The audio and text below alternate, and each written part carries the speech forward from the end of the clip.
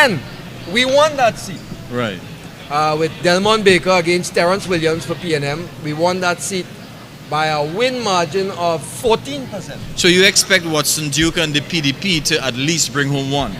Or do you think they're going to bring home both? Well, yes, my prediction is my personal prediction from my numbers and judging from what we're seeing outside in the past month in campaigning, I think Watson Duke is going to take Tobago East and give them a fight for Tobago West. Okay, and so we're looking at the PNM. If Watson Duke were to take one out of the two, then the PNM is down to 22. To 22. Correct. And how many do you think out of the 22 they are going to lose in Trinidad? Well, that is an interesting question. I did some numbers here for everyone because everyone is talking about marginal seats, right? What I have done for the public, I have actually divided the marginal into what I call battleground. And let me just pull that up here. Battleground seats. I've added battleground seats, that's the real serious fight seats. And then I have put marginal seats. Now what is a marginal seat? A marginal seat is any seat that switched. Now this is my formula.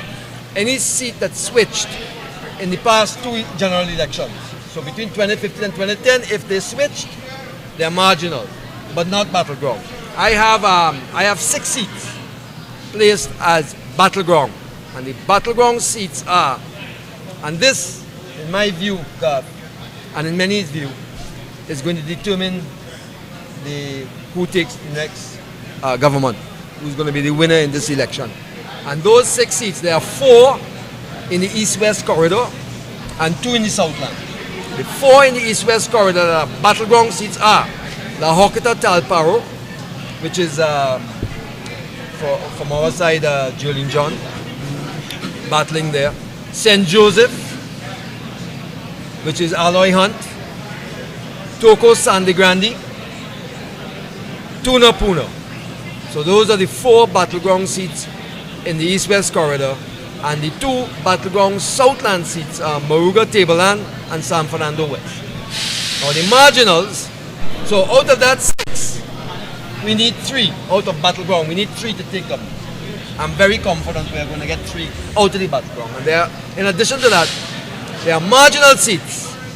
And there are 4 marginal seats. Now marginal means it's either the votes came in under 20, around the win margin was about 20% between the loser and the winner, and or they switched between 2010 and 2015. In other words, people voted for one party one year and another party the other election year. And those 4 marginal seats, Garth, is Barataria Samoa, right? That was a marginal, and I'll get you the numbers of what made that a marginal. That was actually a marginal since 2007.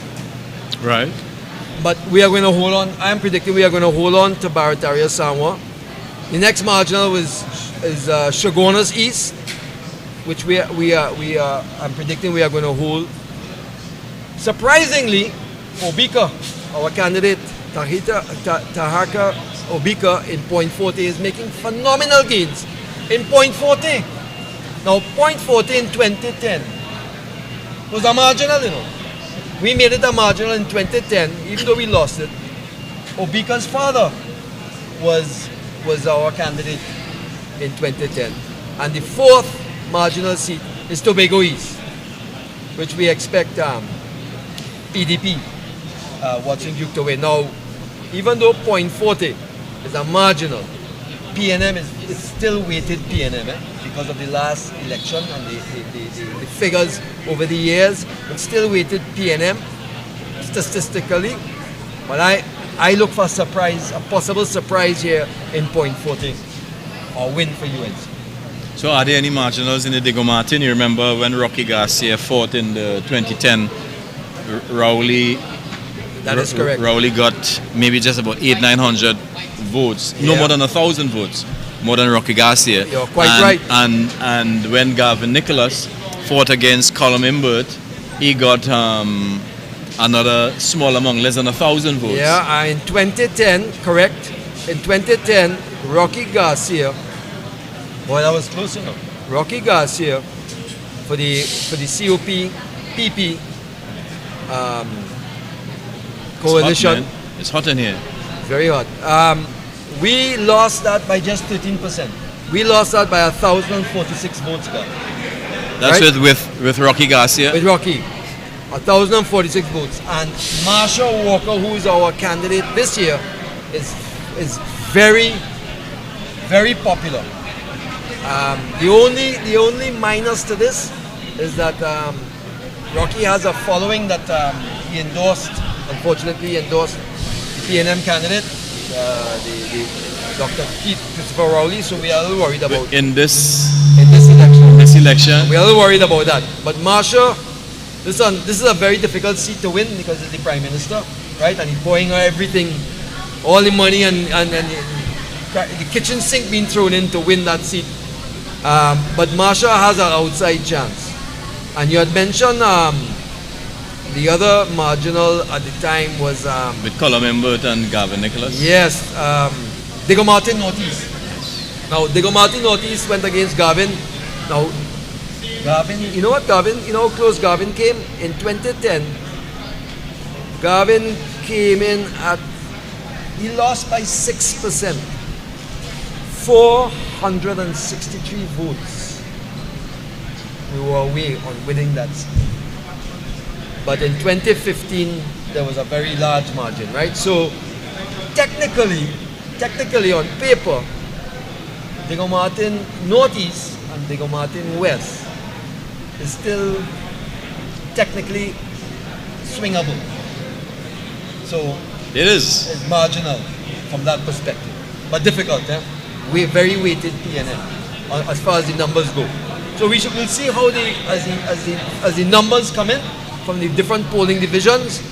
Early o'clock, we'll get a pretty good idea of how that's going to look. Well, ladies and gentlemen, I'm Garth Christopher and this is Mr. Brian Stone.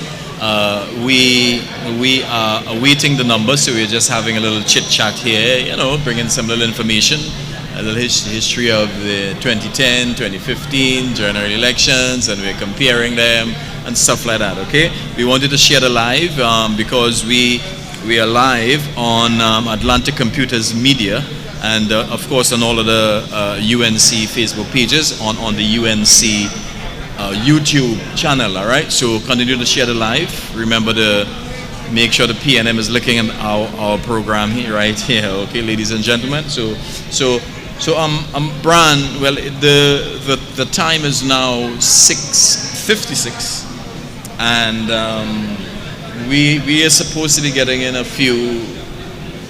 little bit. Well, officially, folks, polls close at 6 p.m. Yes. However, of course, any voters any of the electorate that are queued in the line to vote, right, polls don't close. Right. For them, they are permitted to close. They are permitted to vote.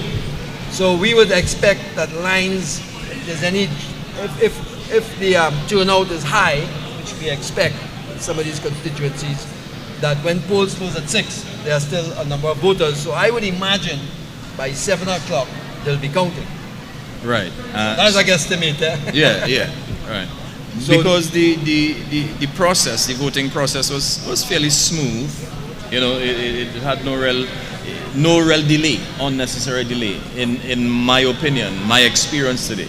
Yes, I've heard true for the majority. That was the news that was coming in, Gav. You're quite correct. However, there have been some hiccups in some places like Point Forte. I understand some police was called in to. We don't know what that situation was. We also heard that some electorate was wearing the color yellow without the logo that was turned away, which is illegal. Under the EBC rules, you can wear yellow, you can wear red, you can wear any color.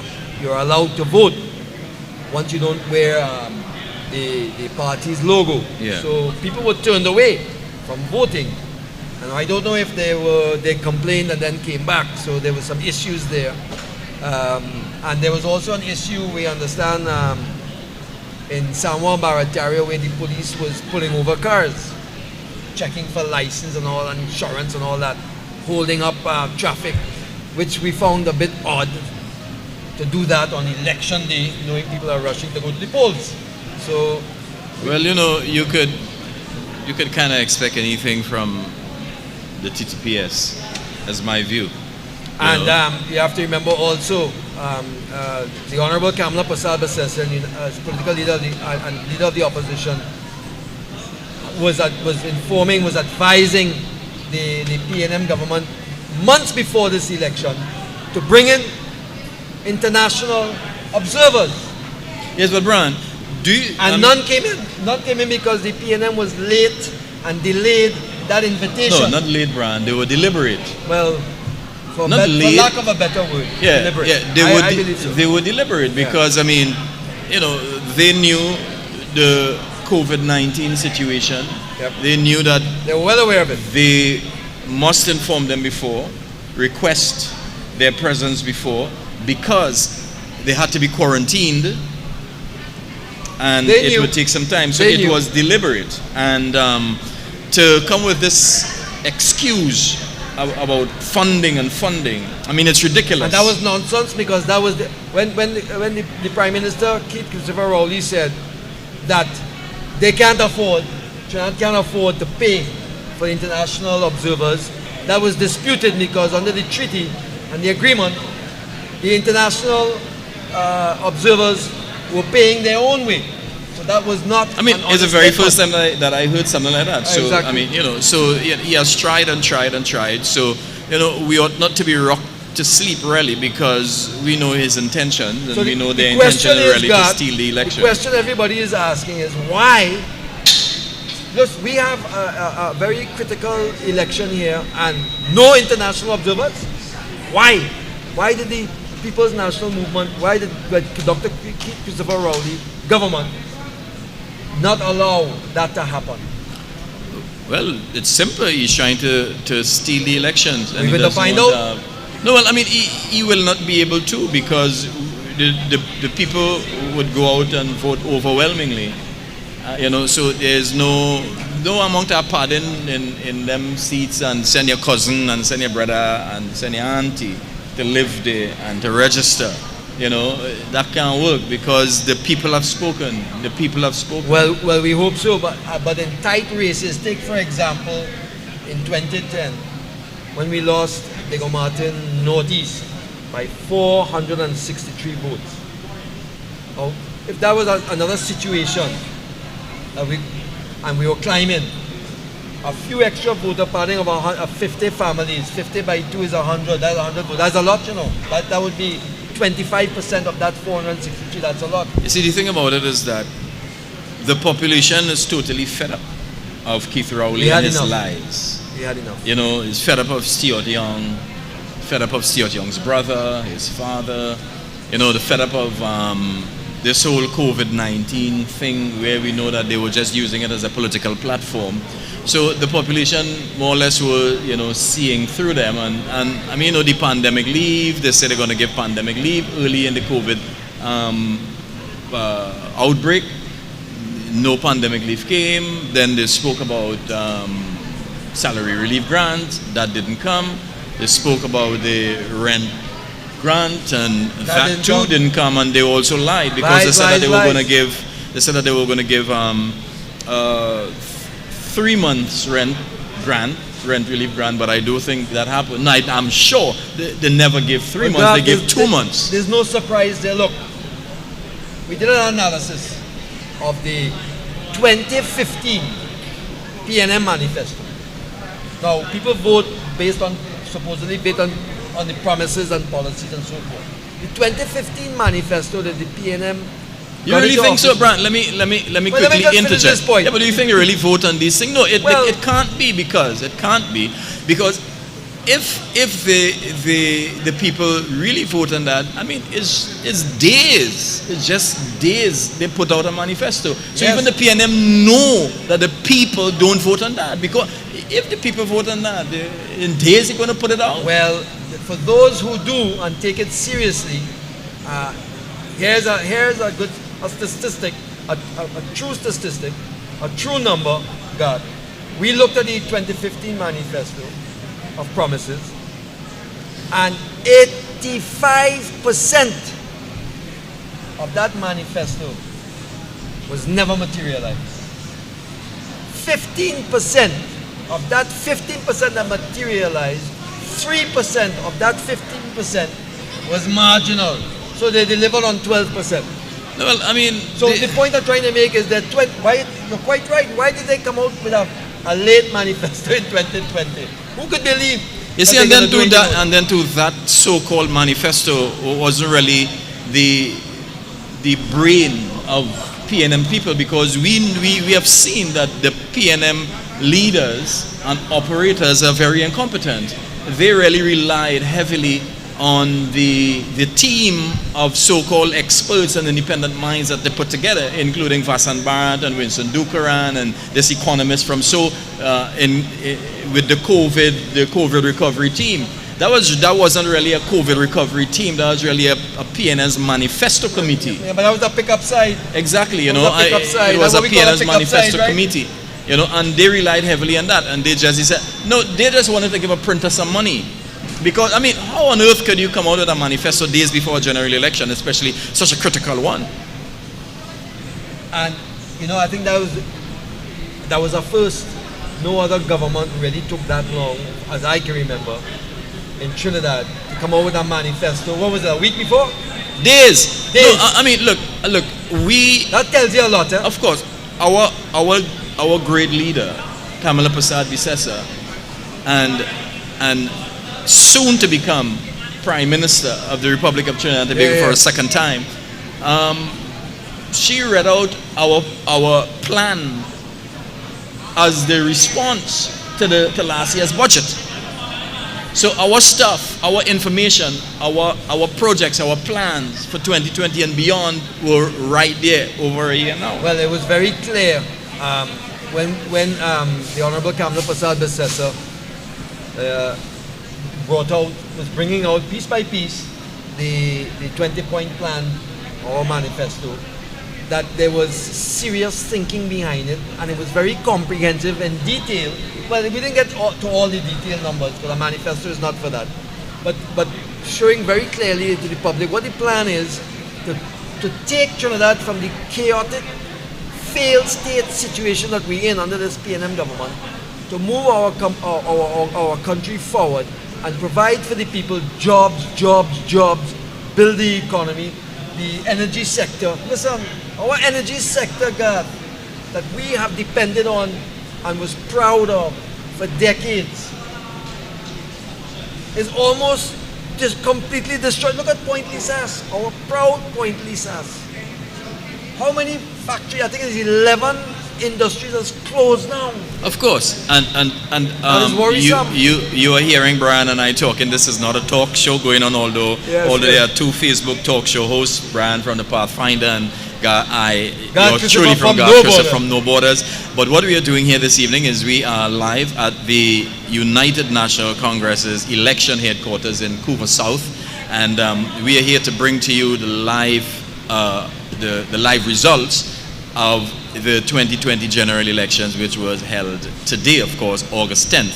And we are awaiting the results, and we are streaming live on Atlantic Computers Media. We are also live on all UNC Facebook pages, including Pathfinders and No Borders, and we are also live on UNC YouTube channel. Yes. But we are just bringing some of the issues and discussing and waiting a little bit until we get the first set of results to begin let the public to come know in. how it's going to work. We have, of course. By the way, you're tuned into the right station, because we are going to get the results before anybody else in the country. Our results are coming directly from our polling agents. As the polls close, it goes to campaign headquarters for each constituency, sends the results by polling division. Now, for those who are in the know, every constituency has approximately between 35 to 42 polling divisions. So we're going to get the numbers by polling division. As we get those numbers, it comes up here, and then we are going to let the public know as the numbers come in. So you're going to get polling division by polling division. You're not going to get it by polling division, you're going to get it by constituency. But as each polling division comes in, a 200 here, 300 and so forth for the candidates, we are going to be tabulating the scores. So you get it firsthand, real time, live, right here on this station. And because of that, we expect you to work a little bit. We want you to share the live. Keep sharing the live, ladies and gentlemen. Please share. Share it to this live. everybody. All right. And as we And talk, we're going to cover our victory celebration. oh, well, most definitely. Hold on, let me let you know it's waiting. What is that you have there, Brian? Milk. Milk. What's the brand? What's the brand? This was actually a present given to me for my anniversary. Moet de Chardon. Oh my God. And I kept it for the whole year for tonight. For tonight. You know why? Because this is when our country is free again, free again, free again from this PNM shackled government. Now, Brian, you were talking a little bit before, I interjected and, about the reason why we are here, about our now dependence on purchased fuel. When we were manufacturing our own Imagine fuel, that. we were refining our own fuel. We were making it and selling it joy, that's right. and earning foreign income. exchange. Now we have to spend foreign exchange. Gotta buy fuel. Gotta buy fuel. And listen, the Prime Minister, Dr. Keith Rowley, closed down Petrotrin, our jewel. In addition to that, remember the AV oil scandal of $100 million? Well, who could forget that, Brian? As that was brewing in Petrotrin, what does the Prime Minister do? He appoints his personal attorney Well, as chairman of Petrotrin. well, he has a morality of his own. It sure does. And he said in public, I will not Close down Petrotrin. close down Petrotrin. No, but Brian, I mean, he didn't say that just so to any and everybody. It's the very first time in my entire life, Brian, and I'm 52. 52 young. All right, I'm 52, and in my entire life is the very first time I've ever heard a Trinidad and Tobago politician called children to lie to them. He got their attention. He said, I want to talk to the mothers. Yep. I want to talk to the children, and I want to talk to the neighbors. So he actually summoned the attention of children to lie to them. And they did it over and over and over. And that's why, God, I am confident in the people of Trinidad and Tobago. No matter what party affiliation it's for, the people of Trinidad and Tobago have to vote for their future, for their family, for their kids, for their jobs, for their security of tenure of their property and so forth, for security of their family in terms of safety, where the PNM has failed in every single iota, every single industry, every single ministry has failed. I have confidence, God, that the people of Trinidad and Tobago is going to vote in Brian, Kamala Prasad says the United National Congress to bring change and get rid of this failed PNM. but Brian, do you feel this is the most incompetent government we have ever had? Not only me, but the people of Trinidad and Tobago feel so. Not only feel so, they know so. And that is factual. Because when you look at the numbers, you know how a man look at all the numbers, right? You look at the numbers, it is very clear that they have failed to do nothing for 5 years. And when they were actually, listen now, Christopher Rowley called the election early because the COVID that they say that they had under control, they had information that it was starting to break away from them, because how many new cases? 15 new cases in one day, and then another followed by 17 new cases. They don't even have COVID under control. And that is a fact. And you watch what was going to happen in the next week or two and so forth. Now, Kamala has a plan for that, right away. Well, I mean, we have. She has a 10-point plan for that. I mean, we have real doctors. We have, yes, not fake pharmacists. No, That I are mean, ministers truly, of health. we really have some serious doctors, and people who are actually following this whole pandemic even before it was declared a global health emergency. Yes. because on the 27th of January, Dr. Tim Gopi Singh came to the Parliament to really discuss, and he raised the coronavirus as a matter of urgent public importance, and it was denied by the Speaker of the House. 3 times. She denied it, correct. She denied it 3 times. That was neither urgent or nor important. Yeah, but I mean, Brian, it was, and she denied it even after our president proclaimed that it is a global health emergency. And interestingly enough, for the public information, the president declared it, but you know, a proclamation by the president came from cabinet. Well, of course, and, So the cabinet- and in addition to the cabinet knowing and should have informed the leader of government business should have informed the Speaker of the House. But apart from all of that, the Speaker of the House of Representatives is third in line to sit on the president's seat if the president is unable to act. Correct. Because the president of the Senate is the vice president of the Republic of Trinidad and Tobago. If for some reason, Her Excellency Paula May Weeks is unable to act as president, then Christine Kangaloo acts. And if for some reason, while Christine Kangaloo is acting, the president of the Senate is acting, something happened to her, then the Speaker of the House acts. So are you telling me that it was declared a global health emergency as well? It was proclaimed by the president, and she didn't pass it on to her first and second in line? I mean, what kind of communication is that taking place, especially with such a... That shows you the disconnect. That shows you on one hand where there is a serious issue, on the other hand they are politicizing it.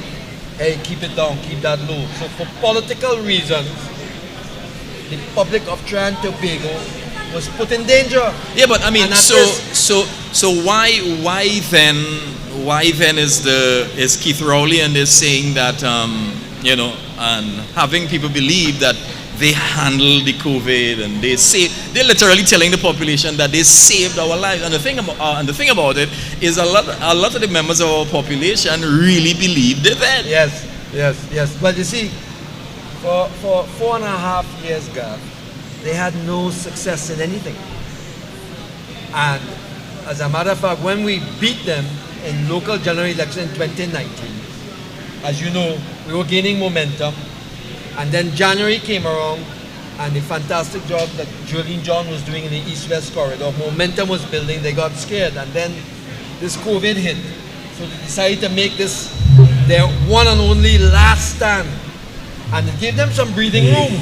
As you can see, all the nonsense and all of those press releases that they were doing every week.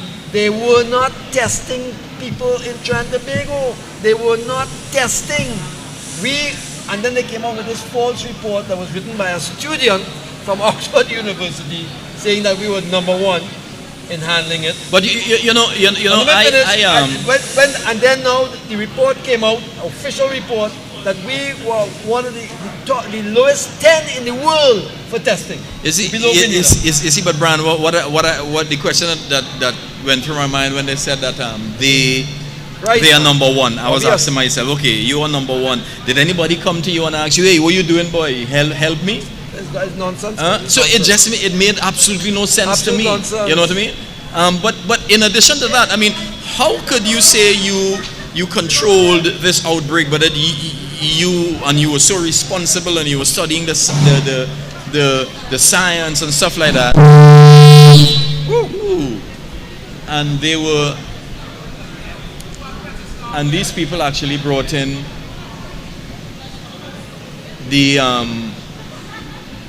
this for the carnival. I mean, they are fighting. Listen to me. 40,000 visitors there. They are fighting. They fought the election on COVID. On COVID. In other words, they are telling the people of Trinidad and Tobago, vote me back in, because I did, 4 months? Yeah. February, March, April, May, June, July. We did work for 6 months on COVID only, but the other 4.5 years of losing jobs, closing down Petrotrin, NCB Global Finance, give them all that money, $1.2 billion, this missing, that work, that ain't working. Forget that. Yeah, but you see, That's an impossible request. I mean, look, even during this COVID period, you see their incompetence, because even the laptops program, I mean, they were fishing. I mean, even up to now, I mean, what's going on? Because the primary school teachers requested to bring out their students for preparation for at least a month before the SA exam. Exactly. Here it is, you Good have to point. shut down now, and you send them They have back. no laptops. You send them back home. So they still needed to be prepared. So how are they going to be prepared? Dr. Keith Christopher Rowley want to keep our students with copybook. With copybook days. Those days are over. They are so behind. But God. we are waiting the first set of results, Yes, Brian. and that will bring us now what join me in, let's talk. I'm sure the people are interested in knowing about the battleground constituencies where the next government, where the decision for the next government will depend on. Let's talk La Hoqueta Telpar.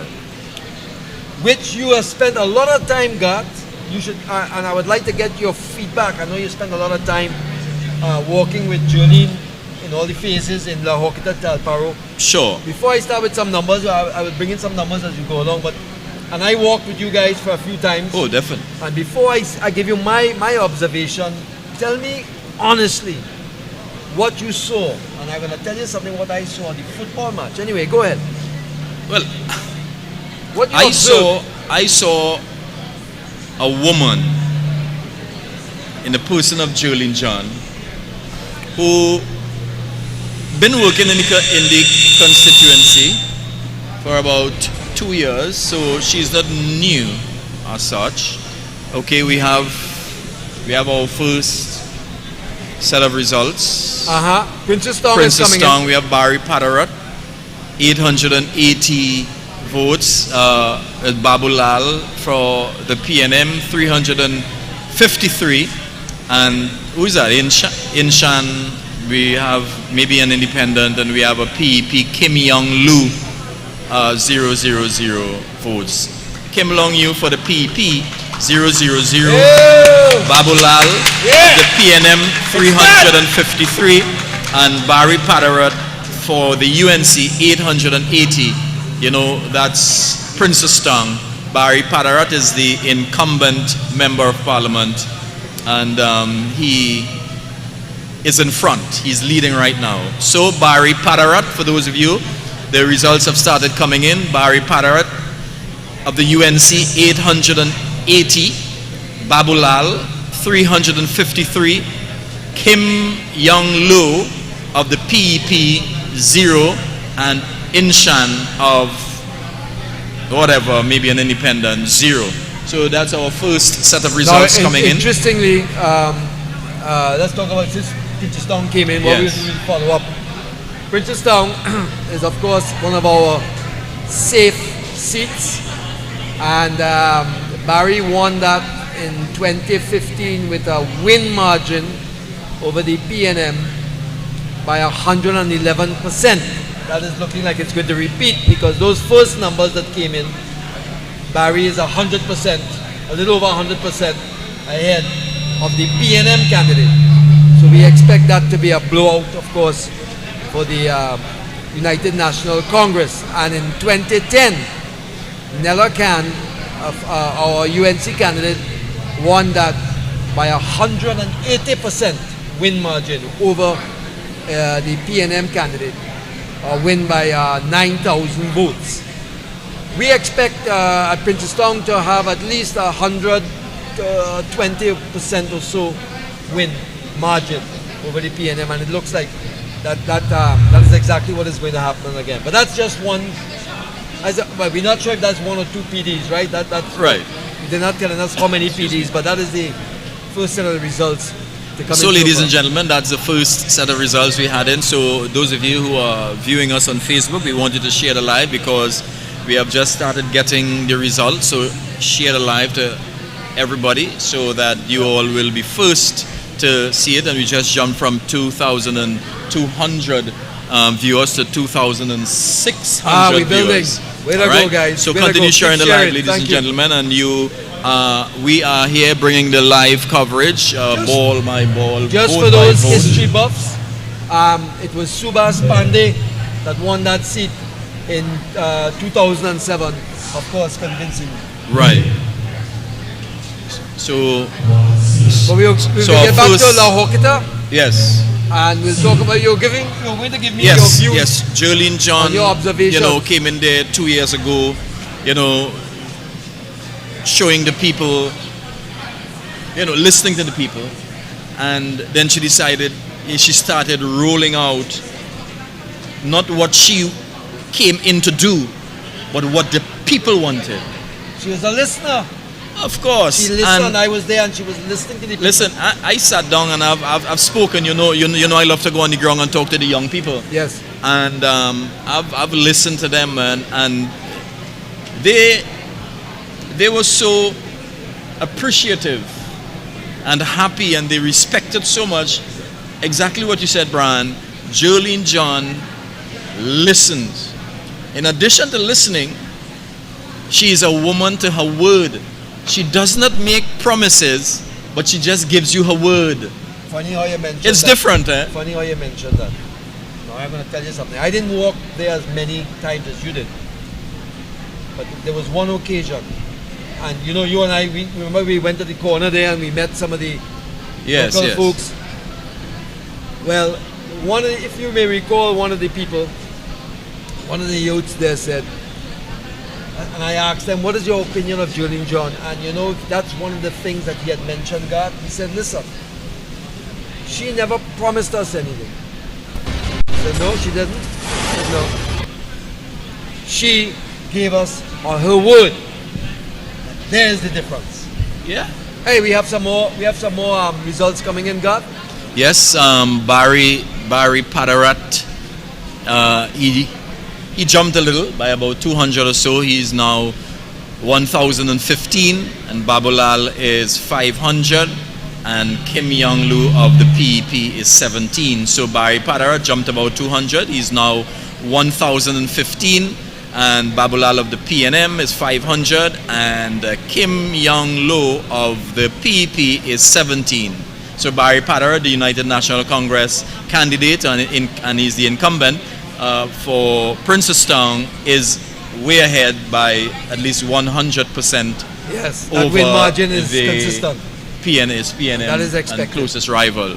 And Barry has done a fantastic job in Princeton in the past 5 years. Oh, of representing the people. Yeah, in the past 5 years, he has worked very hard in that constituency, even though the PNM was not giving the constituency the allotted Yeah, monies.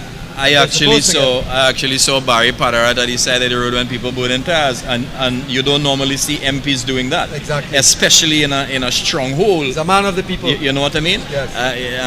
Bridget and he said George, and they kick out Barry out of the parliament for A number raising of his times, if I remember voice correctly. for his own for raising the concerns of his own constituents. Imagine that. And Is that what MP is supposed to do? Raise the concerns of the constituency? and the damn thing about Barry Padarat is you can't tell Barry Padarat don't raise the issues No. of his constituent, That's because not he goes stand up and show you and say, well, I will kick him out, and he get kicked out a lot of times, But it's just to show you how Mr.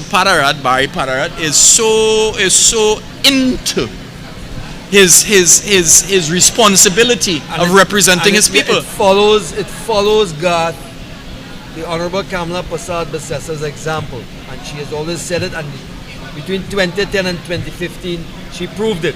Serve the people, serve the people, serve the people, and that is exactly what we intend to do in 2020 when we take government.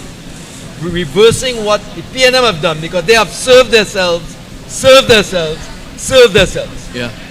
And Brian, I want to tell you something. I mean, you know, No Borders we covered most of, if not all, of the motorcades and Yes, you guys did a rallies fine and job. stuff like that, You were right? busy, you were busy. And of course, even some of the established networks, they were taking from our page, the No Borders That was page, a compliment and to stuff you. like that. Oh That was well, a I want to thank them very much Yes. for recognizing you know, the value of no borders. Now you have to let them know there's a bill coming, right? Exactly, you There's know. a bill coming. Exactly, Don't you know. stop checking the mail either. Right, you know. So, and I'm telling you, the UNC constituencies are way more advanced than the PNM strongholds. Constituencies that are referred to as UNC strongholds and UNC's constituencies. Brother, sister. We have some more breaking news. That is the constituency of Naparima. Rodney Charles, the incumbent UNC candidate, 1,457 votes, as opposed to Randy Sinanan of the PNM, 243. Oh, Brian, you are the numbers man. That's way. That's almost that's almost 600. Yeah, wow. That's almost 600% above. So Rodney Charles, the incumbent United National Congress candidate, is ahead. But his number so far is 1457. That is 1,457 votes. And Randy Sinanan of the PNM, 243. So we see there, Brian, another United National Congress stronghold, if we may say. Yes. But it's a tremendous and he's way ahead. It's early still, but you're quite right. It's a stronghold for United National Congress historically. In fact, in 2015, Rodney won that over the PNM candidate by 385%, 11,940 votes ahead. We had a vote count of 15,040, where the PNM had 3,100. So that is no surprise. He may even widen it this time around. God. Right now, Brian, I know in the battleground constituencies, because I know you focus a lot on the battleground constituencies, you would know the battleground PDs. Yes, I know you would have that. And you would know. Sticking with the constituencies then, because there was so many cross numbers. Right, we have some more results coming in, ladies and gentlemen. That is Kamuto Manzanilla is a very important seat. Dr. Rai Ragbir of the United National Congress.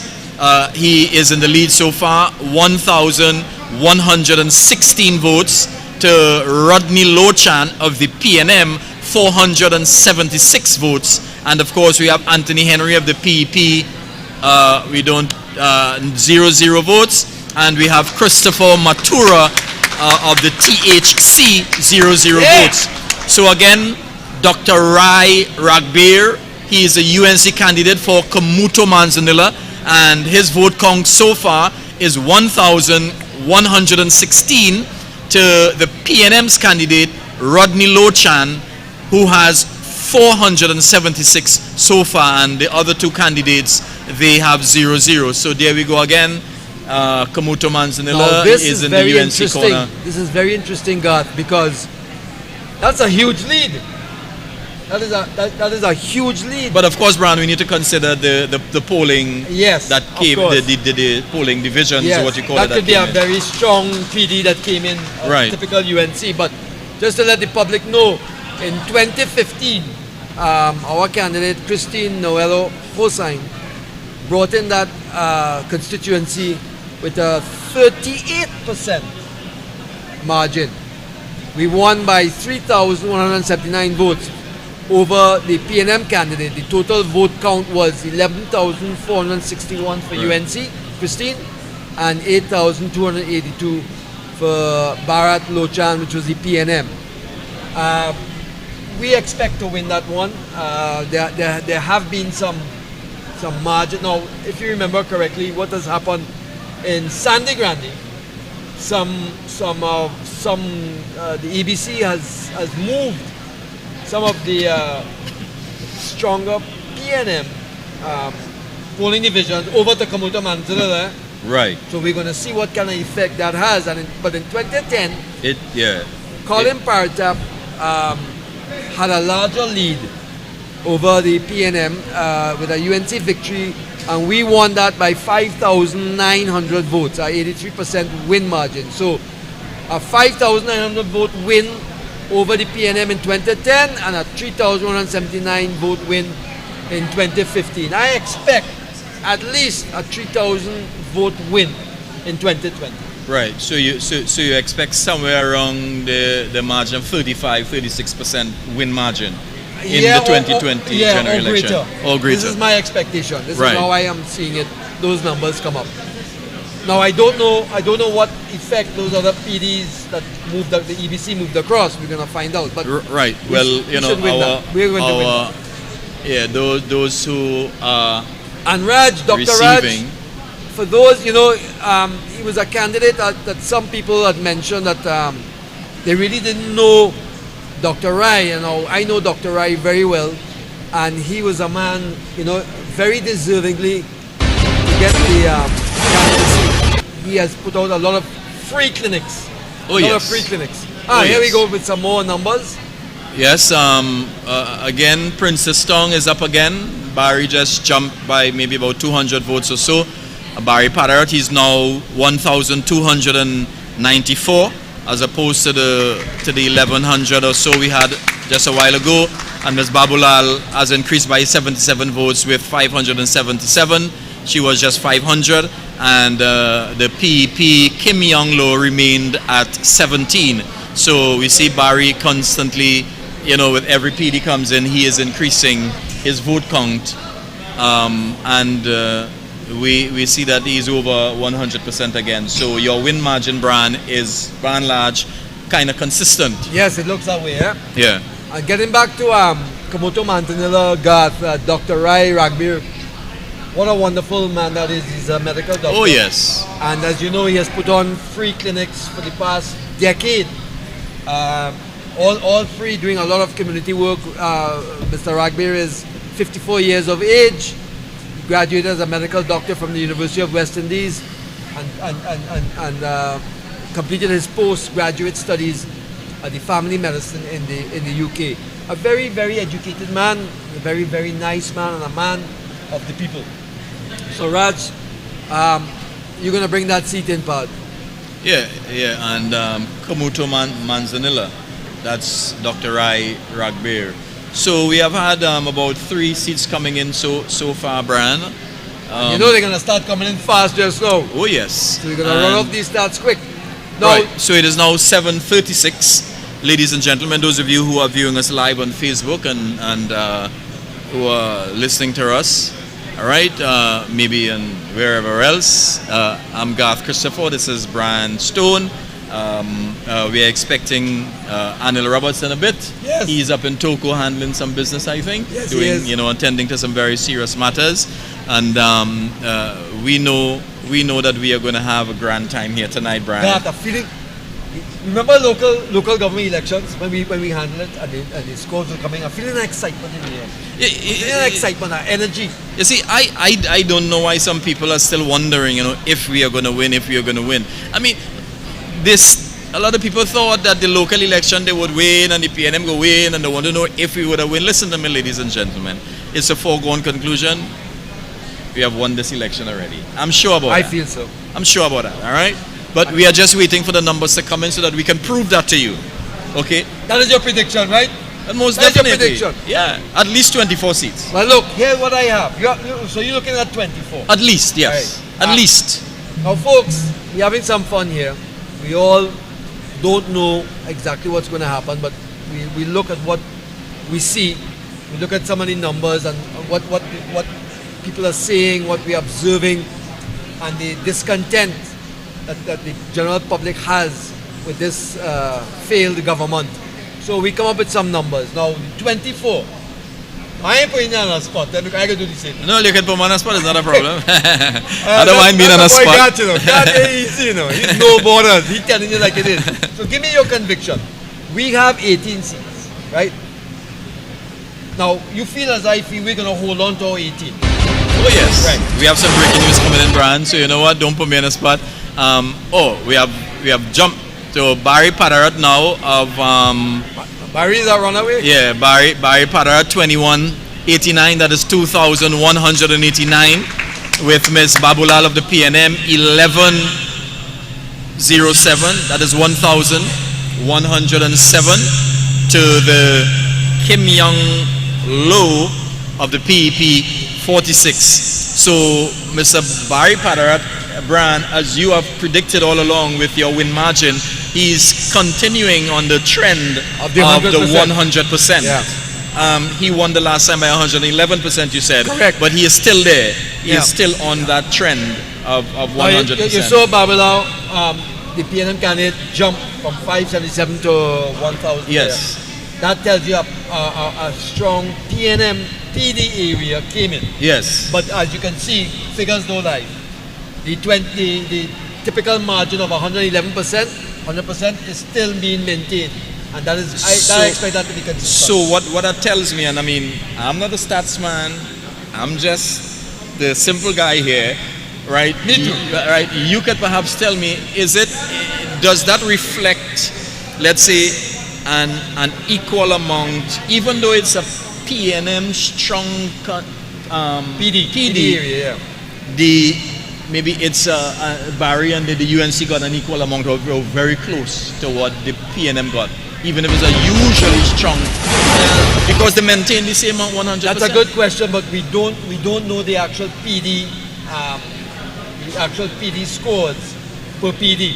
But what I can tell you, that the percentage difference should be maintained. What we have here is Tunapuna. That is David Nackett. He is 121, and Esmond Ford, the incumbent, is 265. Well, of course, that is early days still, and we have Maurice Dongs of the PEP 00. All right, but David Nackett, the UNC candidate, is just 121, as against Esmond Ford, the incumbent PNM candidate, of 265. It is early days still. There are lots of PDs to be counted, and we'll see how it goes with that. Now, Tunapuna, very interesting battleground constituency. I have the Tunapuna statistically, even though it's a battleground, statistically is weighted towards PNM. So our candidate have a lot of work to do, and he has been doing it, and he can bring this seat in. Now, let me give you some stats. In 2015, Esmond Ford won that constituency over the incumbent, over Wayne Anthony Monroe, right? He was a new candidate, He was a new candidate. And he won that, the PNM won that in 2015 by 3,615 votes only. A 47% win margin, okay? So PNM got 11,228. We have some more breaking news. Oh, of wonderful. course, Sean Sobers from San Sean, Fernando yeah. West, Yeah! 209. Okay, so San Fernando West, Sean Sobers, the United National Congress, 209, to Faris Al-Rawi, the incumbent PNM candidate, of 133, and Benison Jagasa for the PEP 00, and Nikolai Edwards of the PPC, whatever that is, that's 00. But there we go again. San Fernando West is another battleground constituency. That's another battleground. It's a tough constituency because Faris Al-Wari has put more money than you and I could count in that constituency. But that constituency, we are anticipating that's going to be a close race. You see, Brian, if I remember well, in the local elections, we made some inroads into the San Fernando Corporation. Very good point. And Sean was partly responsible because for that. he was a coordinator, I believe. That's right. We got three. I believe it was three out of the 9, and we lost one by under 100 votes. Yeah, we lost 2 by under a combination of 100 votes. Right? So we are in front here. It is early days still. It's early. That's going to be close. San Fernando West, Sean Sobers, the United National That's Congress candidate, 209, as against Faris Al-Rawi, the incumbent, and is a PNM candidate, 133, to Mr. Benison Jagasa and Nikolai Edwards of the PEP and PPC, respectively 000. That's going to be a tough race, eh? that race in San Fernando West is going to be very tough, I can tell you. Faris Alwari, who hardly visited this constituency in 4.5 years, have put a lot of PNM money inside that race, and we know about it. So it's going to be tough, but that looks good for Sean with that first. That's very promising. We're not sure which PD. I don't know which PD that came from, but could you I'm happy to tell see us that. about the stats for the San Fernando West? Yeah, let me just finish Tunapuna quickly. And what is encouraging with Tunapuna, even though the first PD that came in, we are a little behind. In 2010, Winston Dukaran, we won that by 2,297 votes, a 28% margin.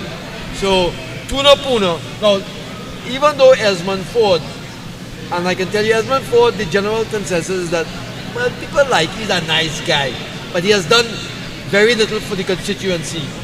And I mean, after all, Rowley didn't even say respect the man and make the man. But David Natket is really like the times I walked in that constituency, he has gotten a tremendous amount of support, and I think David could take this to Tunapuna. You know? Oh yes. And that's another that's a breakneck. It's early days still. That's going to be a tough one there too. But we are hoping for it's the best. tough, but it's possible. It's an uphill Very task. But I possible. mean, David, right? The Goliath Slayer. Yes, the Goliath Slayer. You know, they call him King David, you know. Now that other one that came in with Sean, that was San Fernando West. San Fernando The incumbent is Faris Al-Rawi. Right. I mean, you know, they say San Fernando West is a kind of bourgeois kind of constituency, I understand. Well, I'm looking at the stats. Oh, before I go on, another breaking news. Yes, we have Hey! Barataria San Juan. Come on, Saddam! Barataria San Juan. Saddam Hussein, the United National Congress candidate, 294. And Jason Williams of the PNM, 237 votes. Alberta Prudine of the PEP 11. So there we go, Barataria San Juan. Saddam Hussein for the United National Congress is at 294 votes, and Jason Williams, the PNM, 237 votes. Wow. Brandon, I know you have a lot Close, to talk about close there, Barataria boy. San Juan, because what was the win margin like in 2015? 15, yeah. Look, we have to hold on to this one, and I expect us to hold on to We it. are going to hold on to it. In 2007, it was marginal. In 2002, when Ford won, it was marginal. And in 2010, it was not marginal. In 2010, of course, Kamala Mania, Ford Khan over Joseph Ross of the PNM, we took that in a win margin of 4,000. We have some more breaking news. Of course, Tabakit. Woo! Tabakit, well, that's expected. That's expected. Our PRO and Senator Anita Haynes, 637. Well, that is not Leah Ramuta. No, that that's is Seals. that is Seals. Michael Seals Michael Seals. of the PNM, 31. Carl Henry of the PEP, 3. So there we go. Tabakit constituency of Tabakit. Our United National Congress candidate, Senator Anita Haynes, 637 votes. To Michael Seals of the PNM, 31 votes. And Carl Henry of the PEP, 3 votes. That is expected. That's a foregone conclusion. Tabakit has always been a loyal constituency to the United National Congress, and they have a wonderful candidate in Anita Haynes. Oh yes. New blood, Oh, young, yes. vibrant, very energetic, Oh, new yes. ideas, and Tabakit was very well served, I will tell you, by their former candidate, Dr. Suraj Ratan Rambachan? Oh my God. Did a wonderful job for Tabakit, and Hard worker. Congratulations to Mr. Rambachan for his service, and of course he is there to also guide the new blood yes. with his experience, and he has Definitely. a wealth of experience. But getting back to Barataria San Juan, I was going to give you some of those numbers. That's very close. as those numbers start to come in, and we expect it to be very close. But it- I'm gonna tell you something. I'm gonna put me on the spot. We are winning that constituency. Let me see that number I have here. And we are going to win that constituency, in my view. And I think I had put a percentage, by over 8.5%. So we will see those numbers if Well, how that's a close very they are. modest margin, Brian. Well, I'm looking at the numbers, and we are hoping for more. I know in 2015 the win margin was like about 7%. You have increased it by Actually, 1.5%. in 2015, the margin was higher. 2015, the margin was The win- 21%. The win margin was? Sorry, no, look at it. The win margin was 7%. Right. And that's why I put 8.5. I put, okay, I'm looking at a similar number with a little plus. So I put it at 8.5. Maybe I'm being a bit conservative, I Right. suppose. But the key is, I have that as a win for us. Right. Yeah, sure. And in 2010, Forward won that by 62%, which is 4,200 votes. I'm going to make an assumption here that we are going to win it anywhere between 540 and 4,200 votes, which is a big range, right? But I expect to win that. Right. We expect to win that. Yeah, we are going to hold. We're gonna Especially hold. since there's something called the Nafisa factor. Right. When she came across, because Right. she was fed up with the PNM. And listen, Nafisa Mohammed come from a PNM family. That is Kamaluddin Mohammed. Oh, yes. Daughter, if I'm right. Oh, yes. And But for you- her to switch, because she was fed up and had enough, like the rest of the population of these PNM lines. You see, but what you have to remember is failures. Nafisa Muhammad also remember history. And she remembered that when Dr. Eric Williams died, her uncle, Kamaluddin Muhammad, was ready to be the prime minister. And They didn't allow although George Chambers said that he did not want to be the prime minister, he was still chosen to be the prime minister. They wouldn't give it to Mohammed. So we know the history of that. Yes. We know how that goes. Nafisa Muhammad knows how it goes. She also remember in most recent times with how they treated her family and As a her matter of fact, friends, calling them when he died, terrorists. when he died, Yes. and Ali Mohammed, his relative, asked for an ambulance before he, of course, unfortunately passed away. They wouldn't even send him an ambulance. You see? You know that story? Yeah. And that was not only shameful, that was immoral. Of course. sad. Then too, Especially you a man see. like that who has served the PNM so well. Yeah, and that's a strong Muslim community, and they raided their masjid. In addition to that, Dr. Rowley fired Nafisa Muhammad. She was a special advisor to him, Yes. and of course, just recently, he came out and talked some sort of stuff about, like he helped she, like she was hungry and like he helped she mind she turned. Anyhow, I'm sounding as though I'm on no borders, so let Well, me in get many back- ways, you still are. That's what we counted on. so let's get back to Well, just to look at this battleground again at Barataria Samoa, the voter turnout in 2015 was actually less.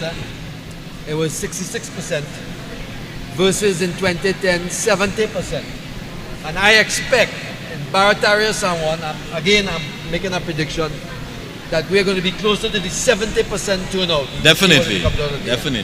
Now, getting back to you mentioned 24. So we have 18.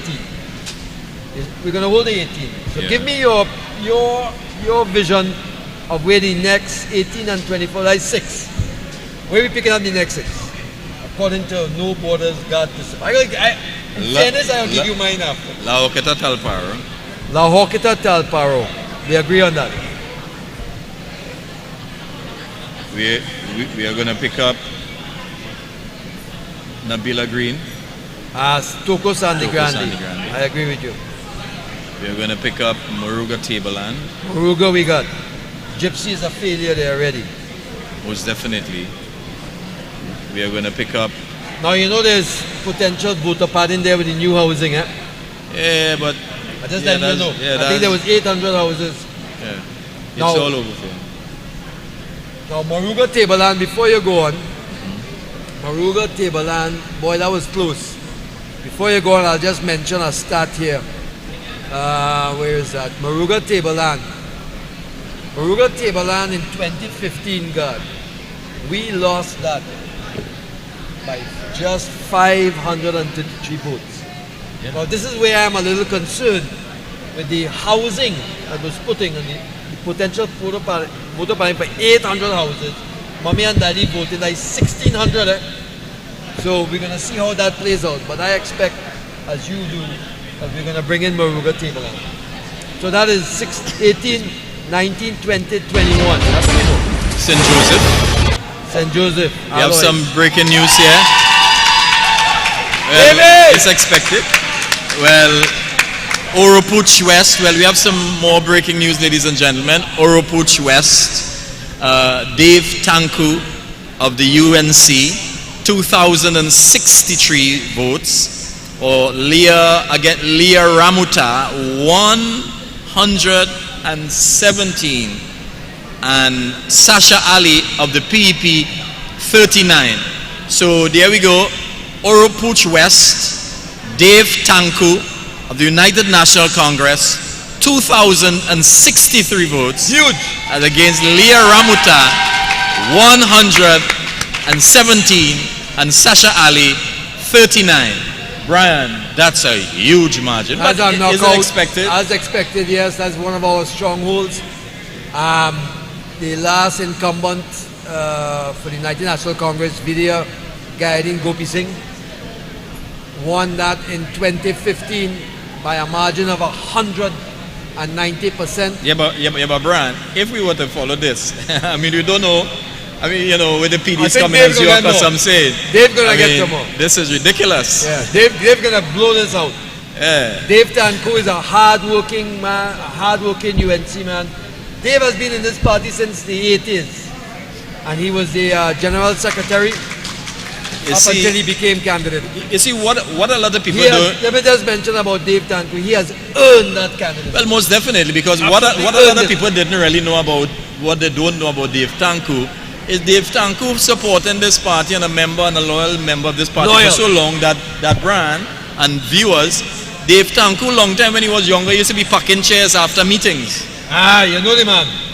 Humble, hardworking, and key, loyal. You know, loyal to Kamala Prasad. so a lot of people talk about you know, people getting safe seat and safe seat and safe seat. These men earn their safe seat, man. Yeah. They earned I it. am so happy for Dave. He has earned that candidacy, and the people are supporting that candidacy. As you can see, that's a blowout number. And Exactly. we're probably going to get higher than the 190% win margin Jack that we got in Brand, so 2015. far that closer to like 850 to 900%. Well, yes, actually in 2010 it was Well, at we have some more 300%. breaking news here. Barataria Sawa, some more PDs are in. Barataria Sawa, Saddam Hussein has increased his lead now. Is 578. Jason Williams 410, and Alberta Prudine 17. So we see Saddam Hussein of the United National Congress is leading so far in Barataria Sawa constituency with 578 votes to Jason Williams of the PNM 410, and of course Alberta Prudine way behind with 17 votes. She's of the PEP. Brian, tell me. Well, that percentage right now remember in 2015 we won by 7%. In 2010 we won that constituency by 62%, and this margin right now is at 40%. If that continues along the same path, we're looking at a 2010 kind of result. Brian, that's why I told you the 8.5% is a bit modest, but it's early days still. Let's see how it goes. All right, let's see how it goes. Okay, so again, 40%, that's a 40% increase, looking good for Saddam. so again, ladies and Yeah. gentlemen, and those of you who have Come on! the 6.2 thousand viewers who are looking at us on Facebook right now, we have Saddam Hussein and the constituency of Barataria How many? Sawa. We have 6,000 Yeah, only, 6,000? well, 6,300 now. Okay, folks, share it. Let's go up to 10,000. Okay, ladies and gentlemen, so there we go. We are doing a lot better so far than 2015 so far in Absolutely. Barataria Samoa. So we're going to hold. Barataria could come in at a 2010 kind of lead. Right. So it's 40% now. There was a 62. Let's see how consistent that. Right, but my prediction, Brian. All right, so hold on. Let's get back here. So Was really a 25% on this, win margin. Yeah. a 25%. You could be right, huh? Yes. You could be very right. All right, we will hold you to that. I taken it. So we have 18. So La Joquita, Toco San Grande, Moruga, Tableland, St. Joseph. So that is 1, 2, 3, 4. Like 22. 22. You're looking for 2 more. What's the other 2? Well, obviously, Tunapuna and San Fernando West. Tunapuna and San Fernando West. Yeah, that's my 24. You know, so to be quite honest, I think we are going to take all of the marginals. And, you know, some people are talking about Jack. I think Jack is going to come in third. I think Jack is really taking votes from the PNM. Well, that's the interesting factor. In Lopino Bonnet. Lopino Bonnet, I think you're quite right. I think he's going to pull, or the expectation, the hope is that he pulls from the PNM, which strengthens our candidate. Well, I even understand so far that he has that he has, if not employed, but partnered with the last Critchlow, the person who was there the last time. Her brother has a Cherry-Ann Critchlow Cockburn. Yeah, her brother, family has this whole thing, you know. So you know. Well, let's go to Lopino and let's look at what those facts are. In 2010, Douglas won that for the People's Partnership with a 12% margin of 1,000 votes. Right. So that particular constituency is switchable. It is. Right? So that's where the marginal comes in. So right? that's that. I'm looking at there too for my 24, 25 kind of thing. You know what I mean? Well, interestingly enough, Cherry-Ann Critchlow Cockburn took that with a win margin of 5,161 votes, which was 82% over Lincoln Douglas, who got 34% of the vote. So if in fact Jack could pull some PNM votes there, and Critchlow Cockburn is not really very popular there at all, from what I understand. So who knows? Lopino Bonnet could be a very interesting turnout, seeing what the Jack factor is. Yeah. Then I mean, you know, there are some of the seats as you were saying, but I mean, we were just dealing with the marginal. But I mean, you're talking about Victor Roberts is doing a fantastic job up in Point Fortin. Yes. A tremendous job. What a surprise that you understand what I'm saying? Victor is getting, and La Brea is a stronghold for PNM. Of course, and as you were also talking, Brian, a little earlier about Tahaka Obika, Senator Tahaka Obika, he is actually doing very fine. And his father, the former ambassador to Nigeria, he came pretty close in 2010. I'm glad you mentioned that. You're absolutely correct. The history is well on. Point 40. Let me just get the point 40 here a second. Point 40. Where are you? Point 40. Yeah, I mean, he got. I think he gathered over about 8,000 votes in 2010, well, partner, somewhere around there. That is why I am excited about point 40. Look, in 2010, Paula Gopi School won 1.40. I got over I have to pronounce his name properly. Tahaka Obika, who is the current candidate for point 40. His father fought that seat in 2010 under the People's Partnership, and Gopi Singh won that in point 40. You ready for this? Just by 8%, 655 votes. That means that Obika statistically could bring in this seat, and this is one of the surprises we are looking for. Yeah. This is our outside, you know, in horse racing they say our outside runner. I'm telling you, the least among the seats we will be getting tonight is 24. Now in 2015, Edmund Dillon, now Ravi Ratiram fought a good fight. Right. And remember, it was late. Yes. He was declared late as a candidate. He didn't do too bad, you know, under those circumstances. The win margin was 53%. PNM won by 37.43. But in 2010, they only won by 6.55. And Point Forte has been badly beaten in the last 4.5 years under this PNM government. The unemployment rate is one of the highest in Trinidad and Tobago. And they are not going to forgive, in my view, PNM for that. So, Tahaka Obika, you have a fantastic chance. You could bring this seat in, and we're going to look at those numbers. Yeah, I'm with you on that one. And he is also, I mean, Senator So that means Tahaka Abika that is is at 25 then.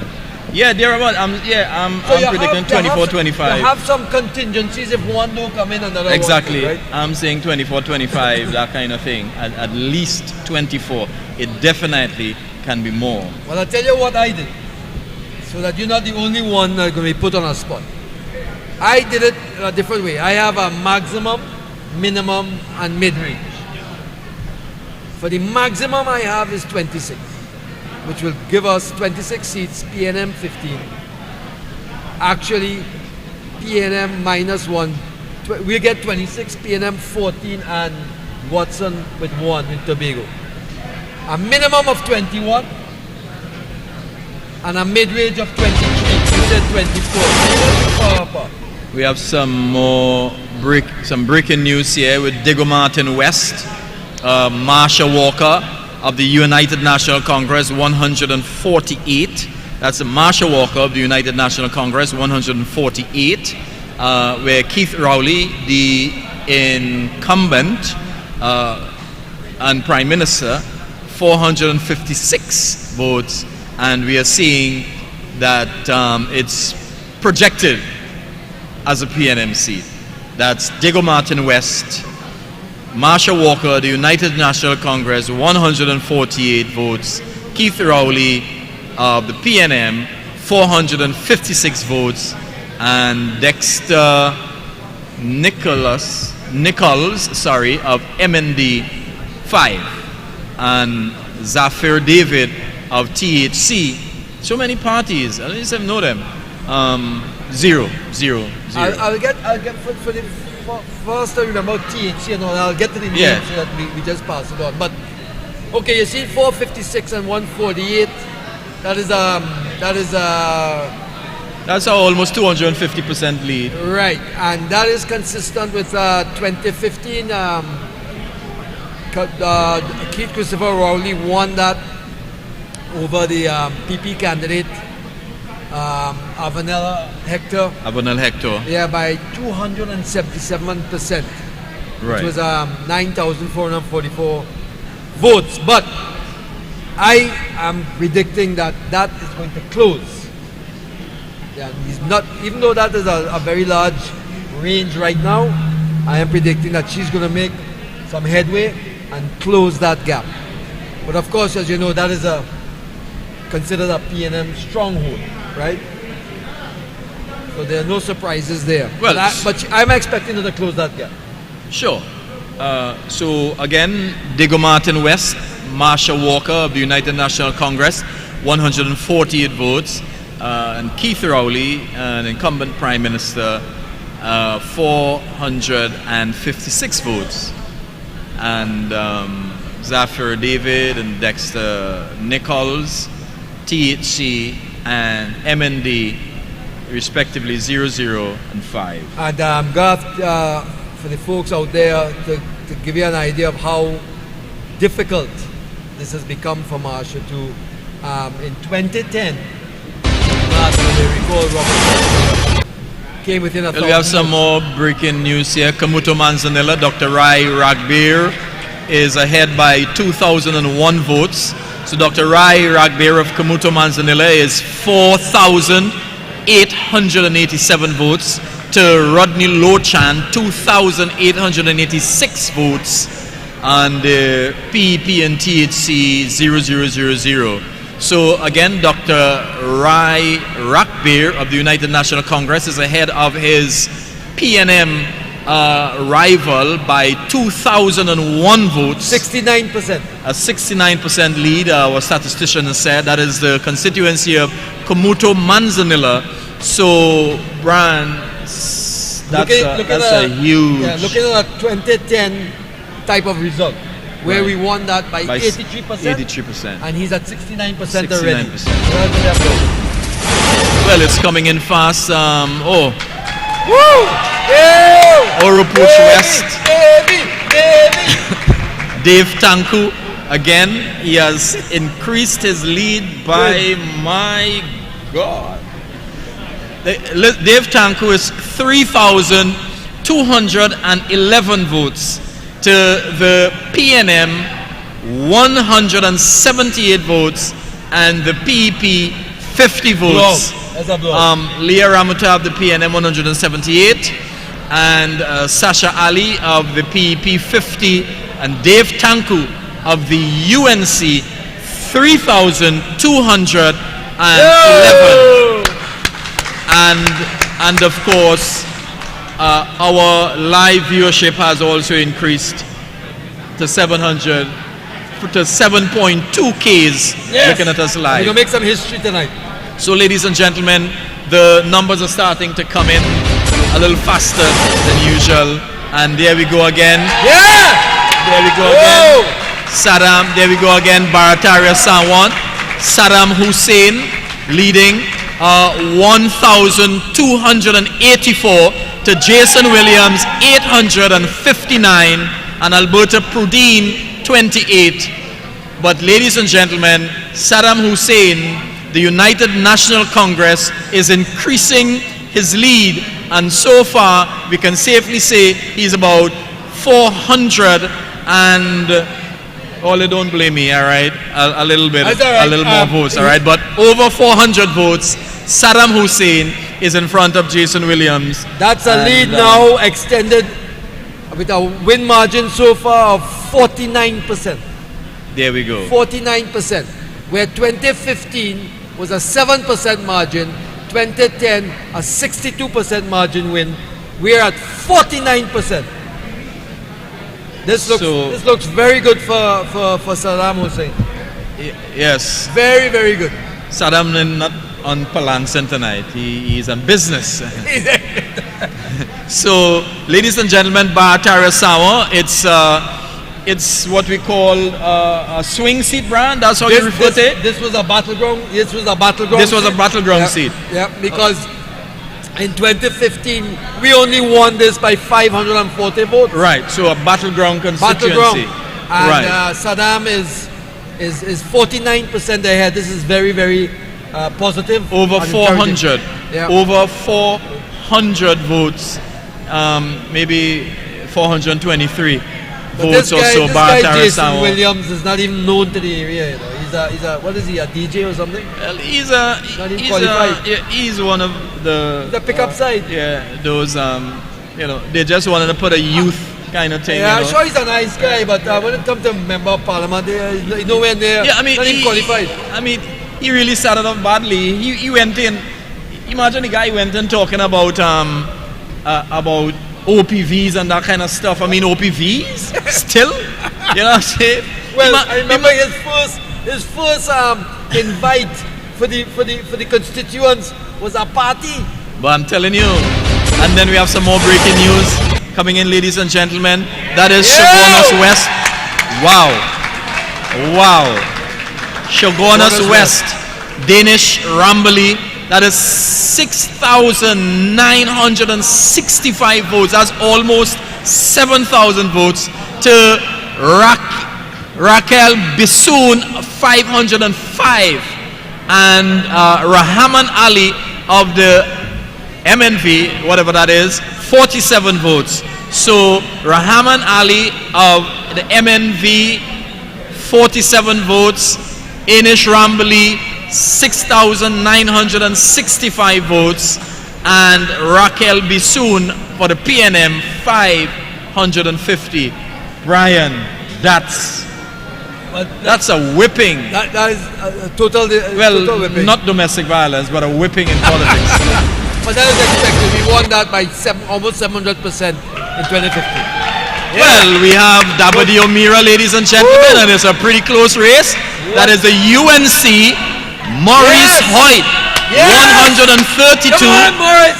to Lisa Morris Julian of the PNM, 154. A simple lead of 22 votes, ladies and gentlemen, and Dabadi O'Meara. And Brian, you need Wow. to tell us Wow. what the margin was in 2010 and 2015. Listen, man. And I need to understand what's the symbol at the bottom there? Well, he has to be an independent, all right? Peter Ammon But he voted, won. he voted for himself. Well, it has to be, all right? Well, so far. So again, ladies and gentlemen, Dabadi O'Meara, Maurice Hoyt of the UNC 132, and Lisa Morris Julian of the PNM 154. Brian, it would be interesting for us to find out what the 2010 and 15 said, but also, Brian, the what you call the PD that came in, if it was in a PNM or UNC area. Right.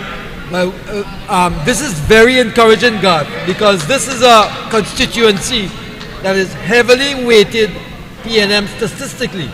As a matter of fact, in 2015, they won this constituency.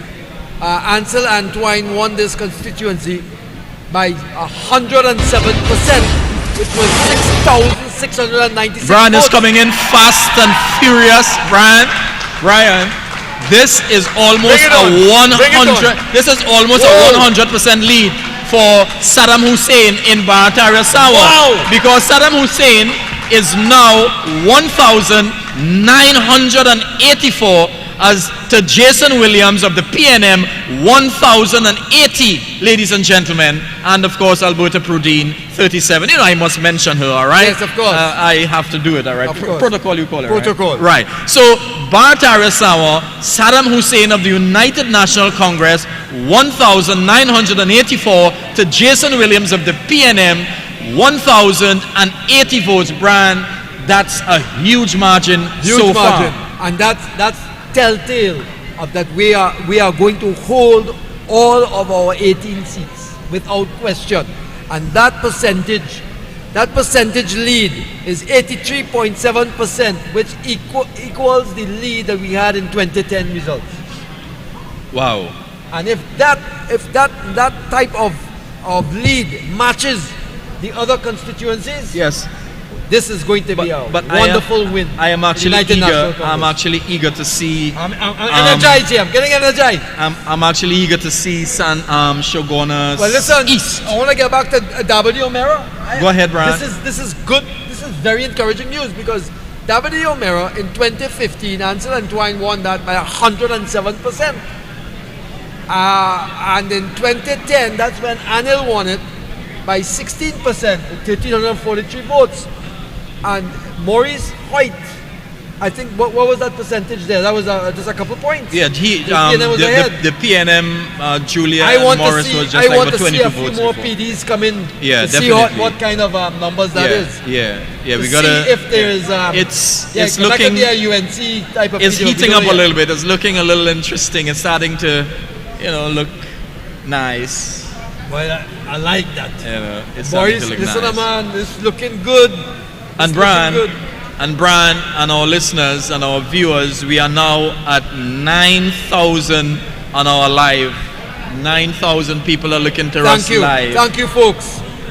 All right, I so hope continue you're sharing the getting kind of live. information that you need Continue sharing the and live. commentary. We are broadcasting at Atlantic Computers Media. We're also live on all the UNC Facebook pages and UNC YouTube channel. And we are live here at the Couva South constituency, which is the UNC election headquarters. I'm Garth Christopher, and with me is Brian Stone. And of course, we are waiting on another co-host, which is the Douglas politics man himself, Mr. Anil Roberts. It's now 20 past 8. These results will start coming a little faster. We have some more breaking news. We have Diego Martin East, Eli Zakur of the United National Congress, 863 votes. That is Eli Zakur of the UNC, 863 votes. To Colum Imber, or Imbert, whoever, 2,512. And to Philip Alexander 115, and to Lonsdale Williams of the COP 49. So we see Diego Martin Northeast is projected for in the UNC column, but Eli Zakur of the UNC 863, column Imbert 2,512, and Philip Edward Alexander 115, and Lonsdale Williams of the COP 49. Well, he's almost close to Philip Edward Alexander. Yeah, a 7,000 vote lead by the PNM was recorded in 2015 is an extremely steep hill to climb for the UNC candidate Eli. Even though Eli has worked every day since his candidacy, Eli would need to return. He will need a return of the 2010 UNC voters in this election to have a fighting chance. Pretty tough area.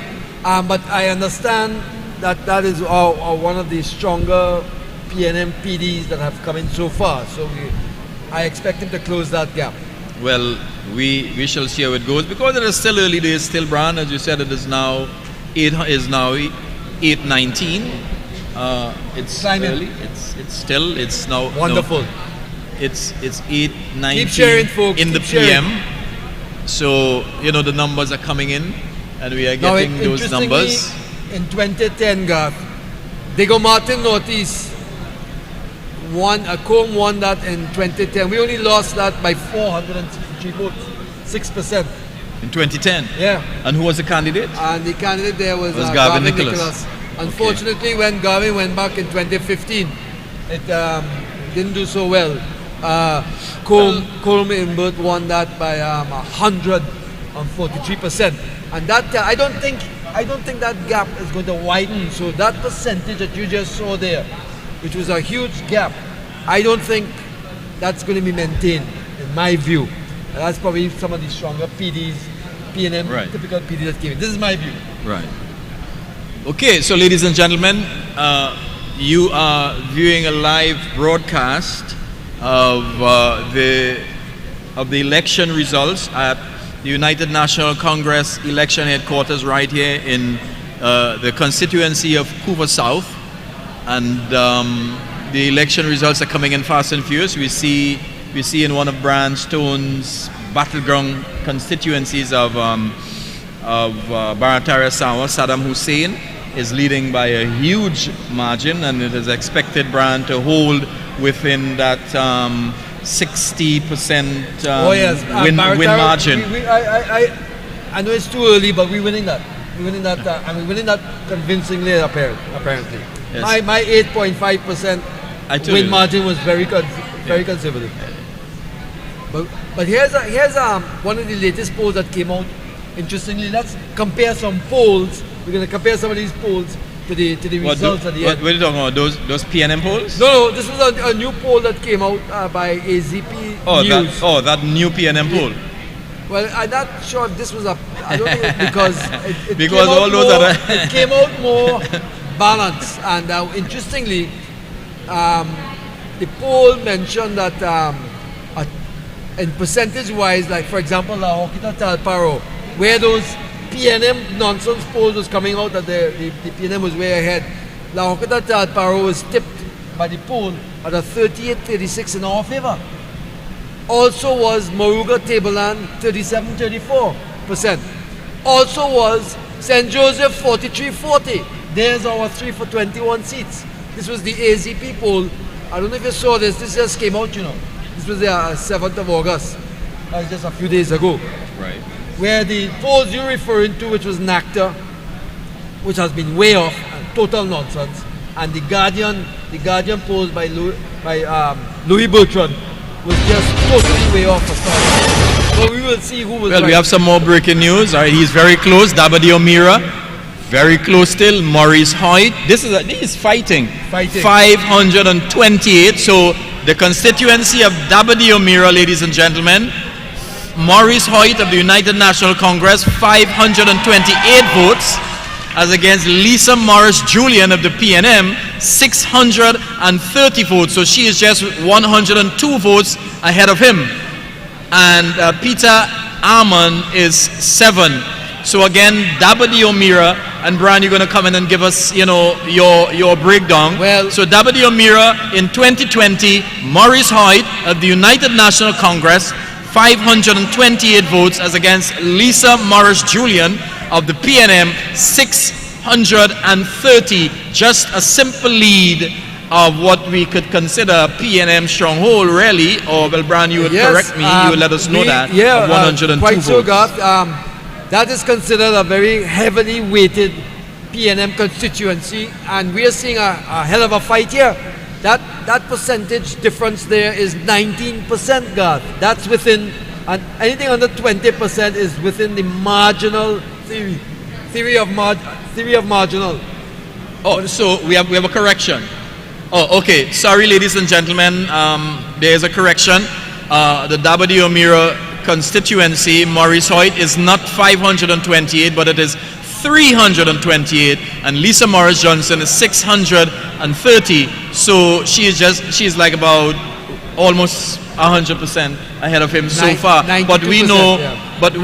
It's gonna, things are gonna change as the night, goes along. Okay, but well, it's there. Okay, that correction, that was a corrected, Yeah. that was a corrected number. Okay. Yeah. All right, but that is showing more of the 2015 result, where the incumbent there, Ansel Antoine of PNM in 2015, had a 107% win margin, and this right now, Maurice versus Lisa Julian for PNM is showing at about a 92. She has a 92% margin.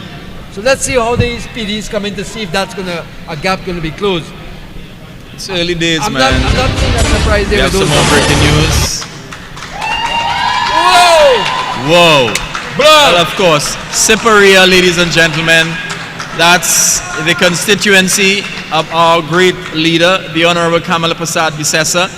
She is 10,471. Let me repeat that. 10,471 to Rebecca Dipnerine, 2,966 votes, ladies and gentlemen. So Kamala Prasad Bisesa, the Honorable and soon-to-be Prime Minister, 10,471, and Rebecca Dipnerine, 2,966. She is of the PNM. Well, interestingly, that lead, if it's consistent and continues, is a greater lead than in 2010 and 2015, which shows that the Honorable Kamala Prasad Bisesa is even more popular and more supported in the constituency of Siparia. Well done, Madam Prime Minister. Well, Brian, That was a again 353% lead right now, as opposed to 2015, which was 213, and 2010, 275. So she's gaining. most definitely, and we are awaiting the. And I'm not surprised with that. We are awaiting some of those battleground seats. Ladies and gentlemen, we are waiting some of the more, the battleground seats and the more hotly contested ones. So again, we see Kamala Prasad Bisesa of the political leader of the United National Congress, 10,471 to Rebecca Dipnerine, 2,966. Young lady, you put a number. All right, you're doing fine. All right, that's Rebecca Dipnerine of the PNM, 2,966, as against Kamala Prasad Bisesa, 10,471. She is a long-standing incumbent MP for the beautiful constituency of Siparia. Listen, we passed through Siparia yesterday. Man, I love that place. I didn't know Siparia, like the tongue of Siparia, is really like on a kind of mountain ridge. I mean, it has a lookout in Siparia as well, and the tongue is on this mountain ridge, and on the sides is like not valleys but like cliffs, real like Really? kind of it's beautiful, I love that place. I want to get a house. I want to get a house. I want to get a house in Cyprus. Nice people. South people is nice people. Just like the rest of the world. Yeah. Ladies and gentlemen, you are viewing the Atlantic Computers Media, and of course we are also live on all Facebook pages of the United National Congress and on the UNC YouTube channel. We are here at the United National Congress election headquarters, the Couva South Constituency Hall, and I'm Garth Christopher, and with me is Brian Stone, and we're waiting our other co-host, looking at Mr. Anil Roberts. Looking at that poll again, remember they had us, that poll had La Joquita, Talparo, Moruga, Tableland and St. Joseph in our favor. San Juan was voted in our favor, 48 to 33 according to that poll. So was Pointe-a-Pierre, so as we expect to hold on to, and Miaro. They had Tuna Puna, according to that poll, at a 45-42 in favor of PNM. So that means that's a 50-50, with the margin of error being about 3.5, 4.5. Tuna Puna. Well, we have some more breaking news, ladies and gentlemen. The Lion himself, Oropouche East, Dr. Rudal Monilal, 8,663 votes to Clifford Rambarose, 1,700. So Oropouche East, Rudal Monilal, Dr. Rudal Monilal, the Lion himself, 8,663 votes to Clifford Rambarose, 1,700. Ladies and gentlemen, that's a blowout. Actually, that's a 200% increase.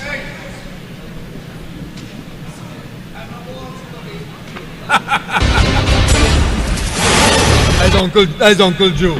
Uncle Joe said that's his boss. Okay, Joe! In 2015, Rudy took that with a 300% margin.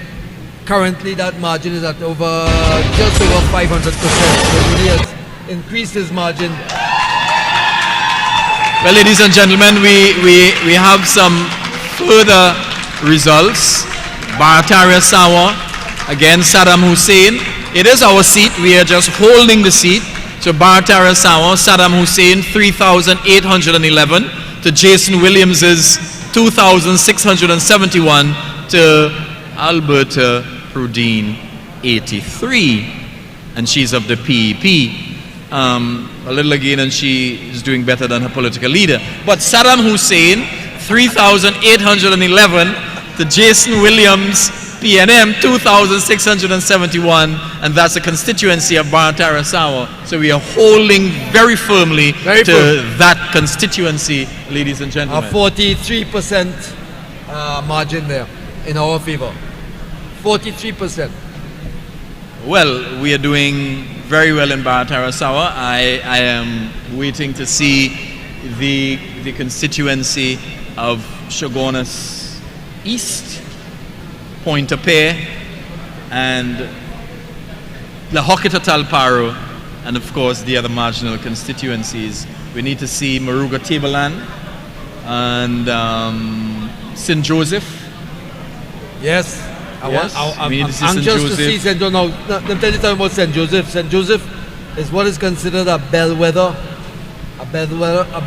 constituency because of the large cross-section of swing voters from different, that's the kind of demographic that gives you a good feel for how the elections go. So I'm really interested and curious to see the first set of numbers that come in from St. Joseph, and of course La Joquita. We haven't seen any numbers from La Joquita yet. No, we haven't seen those numbers as yet, but definitely we know what's going to happen here. Foster is not coming, but he is going, ladies and gentlemen. Foster is going.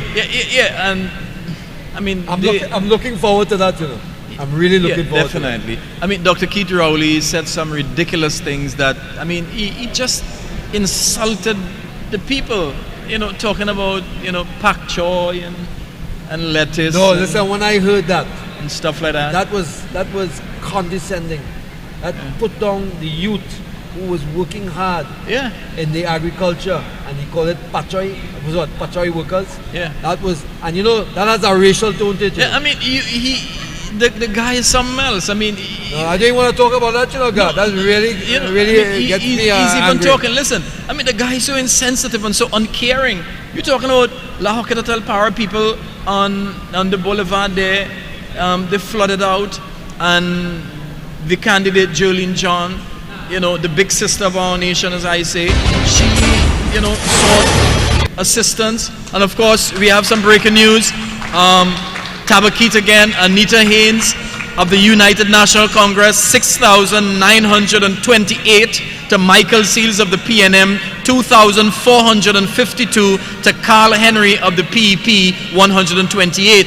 So the constituency of Tabakit, again, Anita Haynes of the United National Congress, 6,928 votes to Michael Seals of the PNM, 2,452, and Carl Henry of the PEP, 128. Brian Stone, that is expected, but Absolutely expected. we are very as a happy for strong our sister Anita Haynes. And I'm very happy for Anita. She's going to be a wonderful member of parliament. Oh yes. Very qualified and is bringing new ideas. Very, very new ideas hardworking. to put. Very hardworking. Very, very, you know, very conscious of the people and their needs. My first conversation with Anita was, I was very, very, very impressed. She's bright. She's brilliant.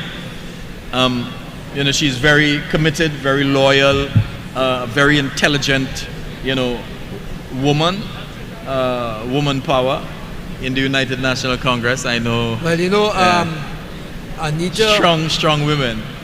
And we need, you know, I like that because women actually bring a different, you know, a different sense of Right, so how your song is so kind of sentimental about the women bring this because I'm different so impressed. thing I'm and so they impress you impressed so with much, these ladies. Brian. I'm very impressed with these ladies, like Khadisha. Like Dave Tanku, Khadisha grew up in the United Nations Congress. Yes, definitely. Khadisha is a hard worker, had worked over and over, selflessly. She earned that candidacy. I'm happy to see her there. She's listen, going to win St. Augustine. I remember years ago, Khadisha Amin was protesting for some kind of community center That is in her correct. place, and Bazio Pandey, our great founder, you know, have the a lot of honorable, respect the for Mr. honor. Pandey. I mean, our political leader is totally different from Keith Rowley. You have to remember, Keith Rowley, Kosan Wakobia, and his political leader, unlike Kamala Prasad Bisesa, Pandey can say what he wants about Kamala, but Kamala always shows respect Yes. for Basdio Pandey. Yes, very much so so. I mean, it's different, all right. So you know, our great founder Basdio Pandey, I mean, you know, he saw Khadisha Amin struggling, and you remember he's a struggler. And I remember a little after you saw Khadisha came into the UNC, you know, and she went as a counselor and she stuck with it, and she just loyal and very hard working, worker. and she's brilliant. She's an And intelligent very bright. woman as well. She's going to do very well as a member of parliament for St. Augustine. Oh yes. I can see that. And Anita Haynes, you know, Anita is a specialist in research, messaging, data analytics, I think she's UN trained as well. strategy. Yes, she has a passion for public policy, and it led her to pursue a degree in government. She has a degree in government and politics from St. John's University in New York. Anita is very well qualified. We have very well qualified candidates, new candidates for this 2020 elections, and I'm sure the people that are voting for these candidates recognize that we need leadership, which is presented by the best leader, the best prime minister this country ever had, the Honorable Kamala Prasad Bisesa, proven in 2010 to 2015 on performance. I mean, it was even a real kind of vile, foul, you know, insults are insult, but then there's a kind of vile insult, a kind of foul insult. When Keith Rowley referred to these brilliant young people, candidates of the United National Congress, as kindergarten, I mean, he was ridiculous, you know. Something is wrong with that guy. It's insulting, eh? It's really insulting. He's very scornful and very demeaning and that kind of stuff, you know. But we have some breaking news, ladies and gentlemen, here again. Dabadi O'Meara again, we have Maurice Hoyt. He has increased his votes. He has 1,381 to Lisa Morris Johnson, 2,574. Ladies and gentlemen, so we have Dabadi O'Meara, statistics are coming in again. Maurice Hoyt of the United National Congress, 1,381 to Lisa Morris Johnson of the PNM, 2,574. So it's holding around, is it 90, 89? Yeah, 90? yeah. And that's consistent for that constituency.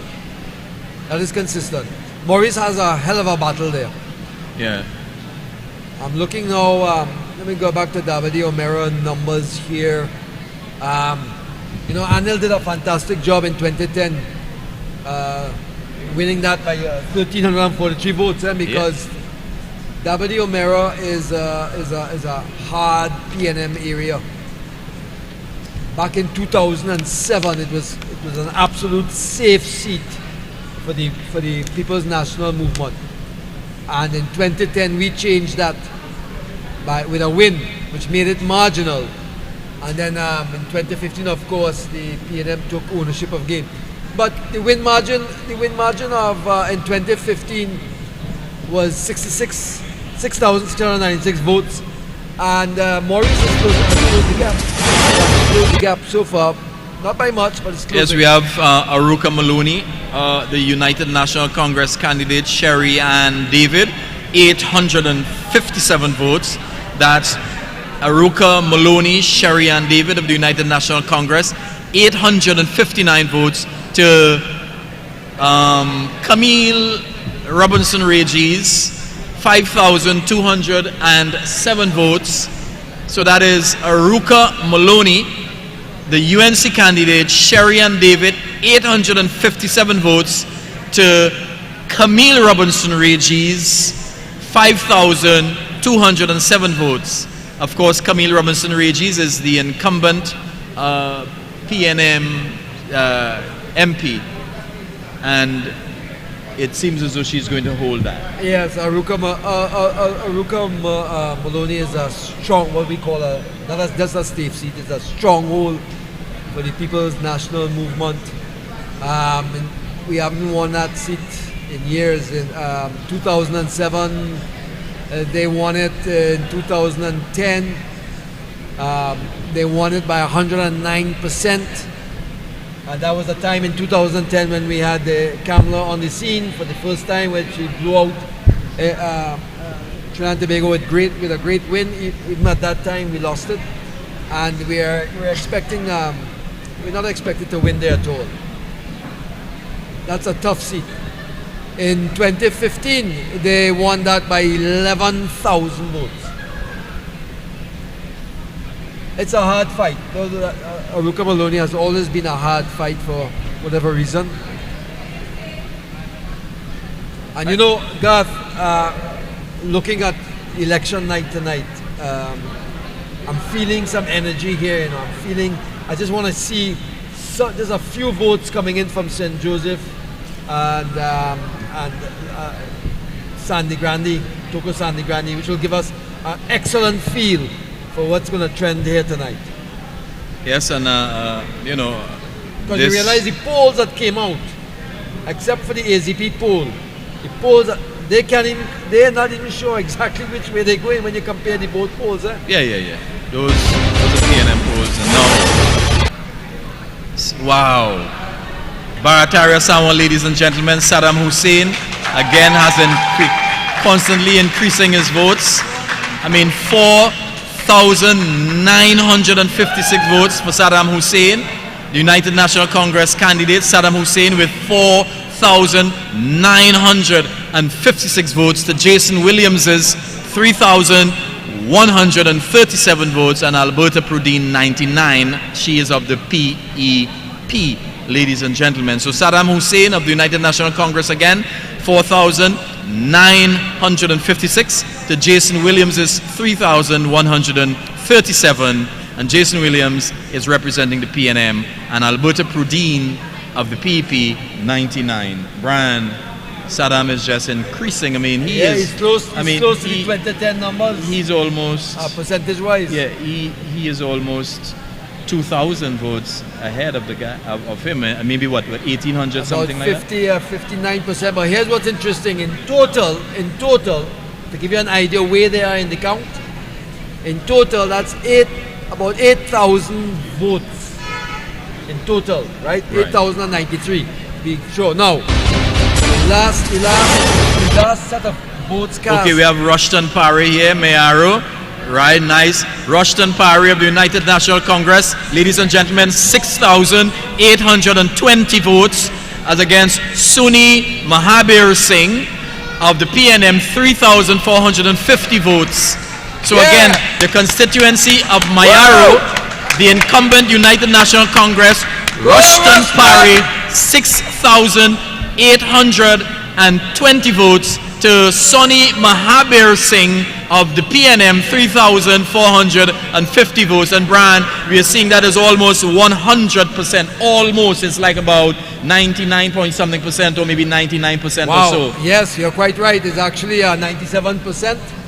And in 2015, Rushton won that by 33%. So he is more than doubled, Almost tripled. Almost tripling, yeah. right? And interestingly, in 2010, Gypsy Peters won that by 75%. So we are doing. It looks like Rushton might repeat a 2010 kind of margin. So we have that.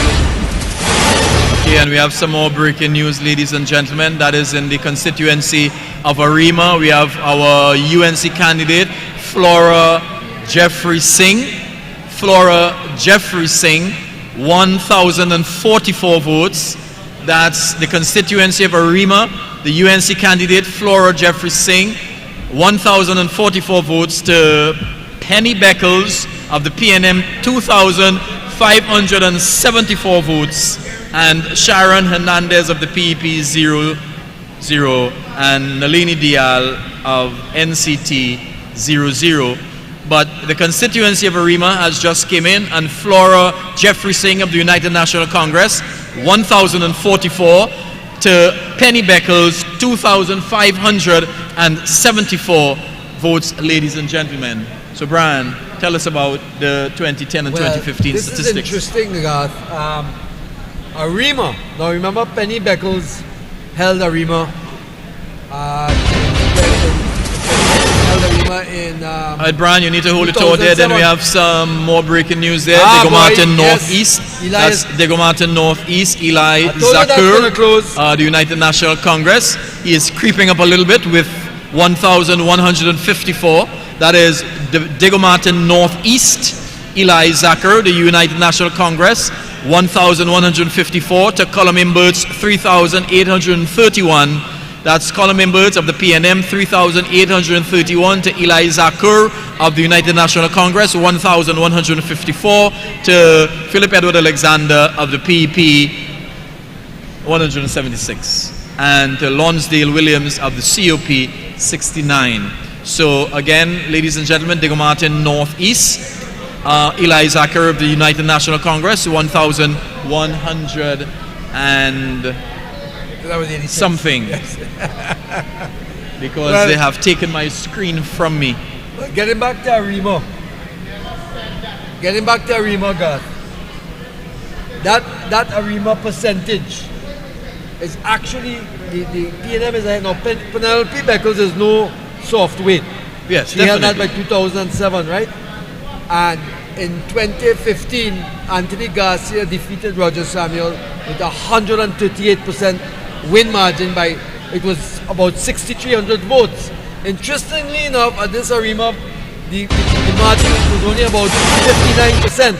So I'm Yeah, going we to have be some looking at breaking news Arima. here again. Well, one of our stronghold constituencies of Naparima, the incumbent UNC Rodney Charles is 7,317 to Randy Sinanan of the PNM, 1,684. So the constituency of Naparima it's a UNC stronghold. So our incumbent Rodney Charles of the United National Congress is 7,317 votes to Randy Sinanan of the PNM, 1,684 votes. it's roughly 5,000 and 5,000 plus ahead. So, ladies and gentlemen, and of course, we are up to 9,400 on our live viewership on Facebook, ladies and gentlemen. And we have some more breaking news coming in. Anita Haynes, Tabakit, Anita Haynes, 7,923. To Michael Seals, 3,308. To Carl Henry, 156. So the constituency of Tabakit, again, it's a UNC stronghold. Our Anita Haynes is 7,900, sorry, let me say that again. Tabakit, Anita Haynes, UNC candidate, 7,923 votes. To Michael Seals of the PNM, 3,308 votes. To Carl Henry of the PEP, 156.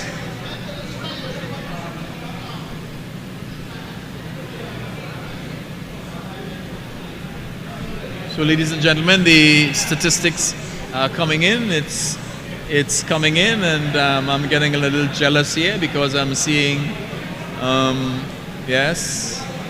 But, ladies and gentlemen,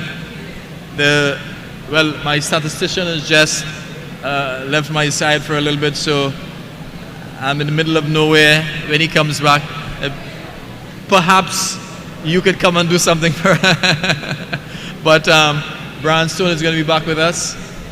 He just went for a little break there, so our statistics are coming in fast and furious. Here we go again. Ladies and gentlemen, Dave Tanku, Oropouche West, 3,867. That's Oropouche West, Dave Tanku, UNC candidate, 3,867. To Leah Ramuta of the PNM, 354. And Sasha Ali of the PEP, 76. So Dave Tanku has a very, very huge lead ahead, ladies and gentlemen. A lead of approximately 3,516 votes to his closest rival, Leah Ramuta of the PNM. That's a tremendous lead. But it's expected because it's a UNC stronghold constituency, ladies and gentlemen. So there we go. The statistics are coming in. We need to get the statistics for the very interesting seats of Moruga Tableland and San Fernando West. We need to get it in for Toko Manzanilla. Toko Sandy Grande, sorry. We need to also get it in for St. Joseph, yes, and La Hoquita Talparo. We need to get in those statistics. But, breaking news, ladies and gentlemen, again. Tahaka Obika, Point Forte. Tahaka Obika of the UNC, 2,872. To Kennedy Richards, 4,509. Keisha Ramsundar, 29. She's of the PEP. That is Kenisha let me say that again. Kenisha Ramsundar of the PEP, 29. Kennedy Richards of the PNM, 4,509. And Tahaka Obika of the United National Congress, 2,872. And that is pretty close still. You know, we need to know where these statistics are coming in from. But Tahaka Obika of the United National Congress is coming in at 2,872 so far. To Kennedy Richards of the PNM, 4,509. To Kenisha Ramsundar of the PEP, 29. So there we go. That's the constituency of Labre, or Point Forte, sorry.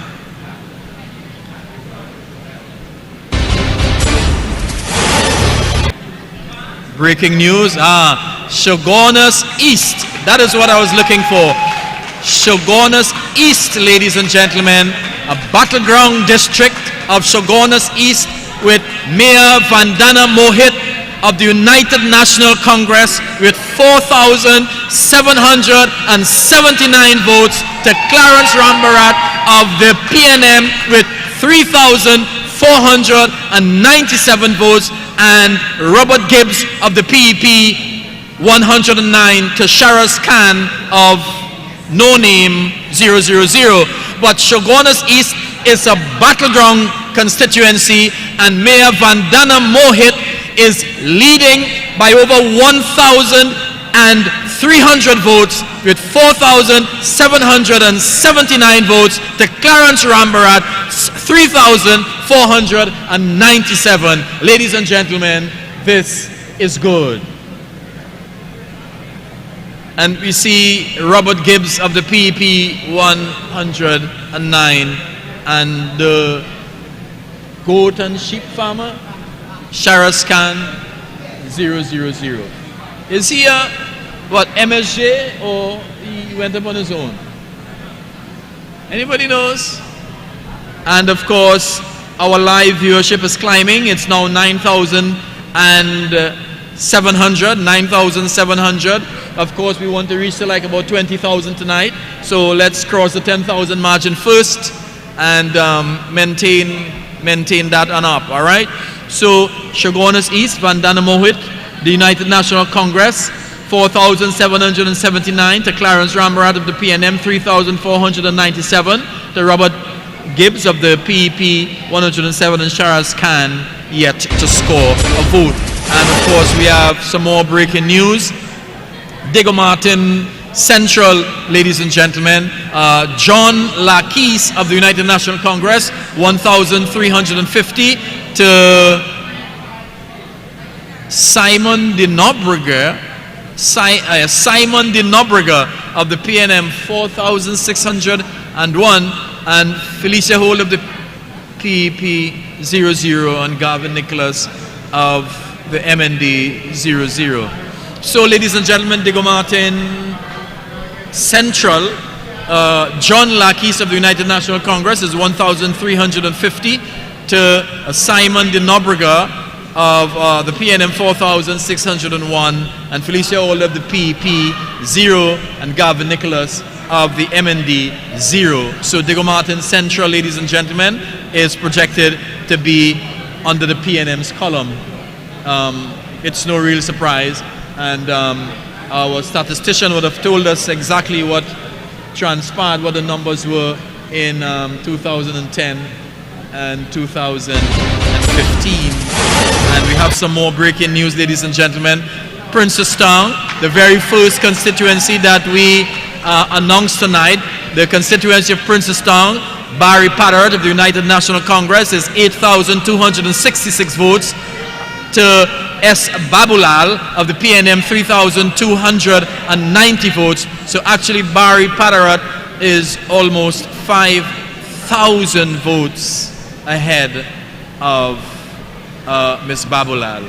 So that's, and of course Princestown has been registered as a win on the United National Congress's column. And there we go. Oh my God. Barataria Sawa, ladies and gentlemen. Barataria Sawa. We are holding Barataria Sawa very firmly. Saddam Hussein, ladies and gentlemen, of the United National Congress, 5,218 votes to Jason Williams of the PNM, 3,397, and Alberta Prudine of the PEP 103. That's Alberta Prudine of the PEP 103, Jason Williams of the PNM 3,397, and Saddam Hussein 5,218 votes, ladies and gentlemen. Barataria Sanwan holding firm. UNC. Brian. Alla boy Saddam, take him all. Saddam Hussein, listen on, let me tell you something. That's about 50% of the votes, approximately 50% of the votes cast comparing to 2015. And Brian, so I need to interrupt you very quickly and announce that we have now crossed the 10,000 live viewership margin. 10,300 people are looking at us live on our broadcast here on Facebook. So, Brian, I go think right that- ahead. by the way, that is a historical number. Yes. But Brian, before you go ahead again, we have some more breaking news. Rushton Parry, Mayaro, Rushton Parry of the United National Congress, 8,549 to Sankar Mahabir Singh, 5,331. Brandstone, and we can almost UNC projected. Yes. I was just about to say Projected to it's win. because when you compare the total amount, Brian, of votes cast, you would realize that we can project that under our United National Congress column. That is about 13,000 votes, and Mayaro in 2015, total votes cast in 2015 was 20,000.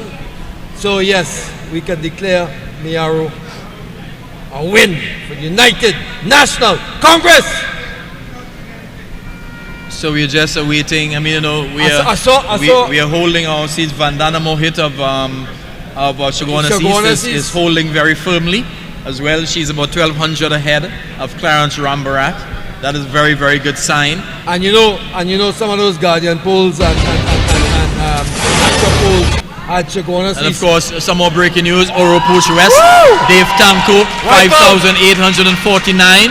That's our UNC candidate, Dave Tanko, 5,849 to Leah Ramuta of the PNM, 763. Ladies and gentlemen, Dave Tanko is almost 5,200 votes in front, 5,100 votes in front of her. And Sasha Ali of the PEP has stalled on 106. Ladies and gentlemen, Brandstone. Shogunas East was considered a marginal, and it was of course weighted at UNC, and that's a seat we had to hold. Vandana Mohit is going to take that seat, God, convincingly. Of course, kudos go out to the past member of parliament, Fazal Karim, who did a fantastic job in Shogunas East. Yes.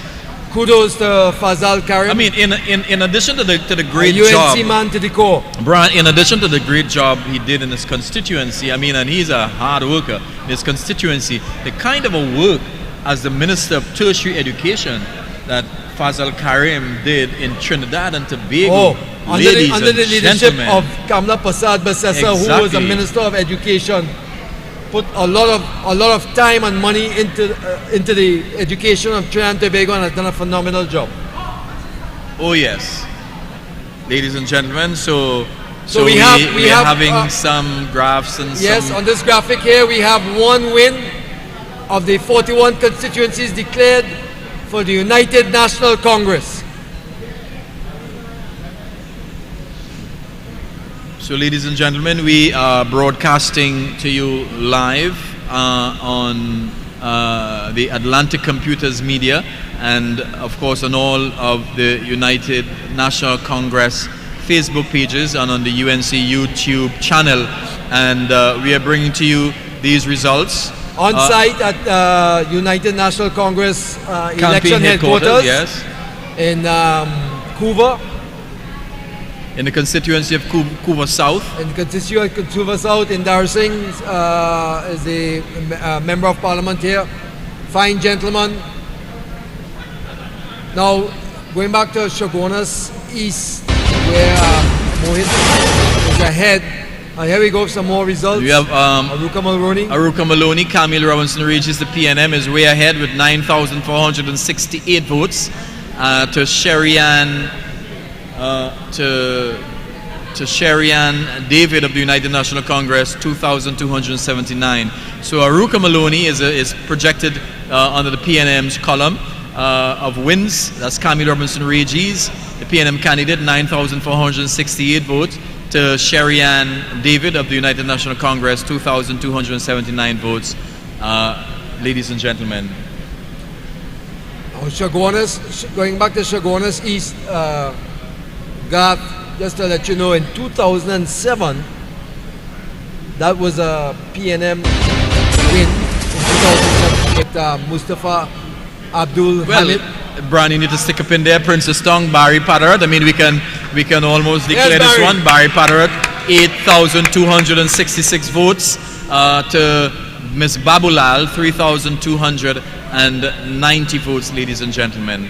And Ms. Kim Young Lo has stalled in 46. She's of the PEP.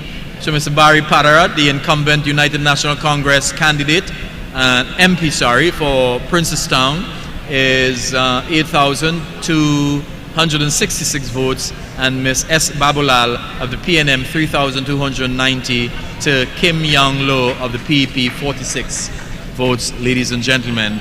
And of course, we have just crossed the 11,000 margin on our live broadcast on Facebook. Very good, very good. In 2015, 18,683 votes were cast in Princestown, and we are close to declaring Princestown a United National Congress victory for the United National Congress.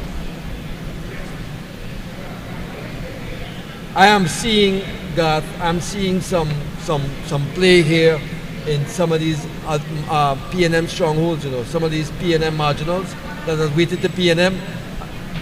We are seeing the closing of the gap in a number of these constituencies that is weighted PNM. It's very encouraging. I think that 24 projection that you had there is extremely feasible. Well, Brian, I'm on the ground, man. You're on the ground, Garth. I'm on the ground, No Borders is on the ground, ladies and gentlemen. You know that.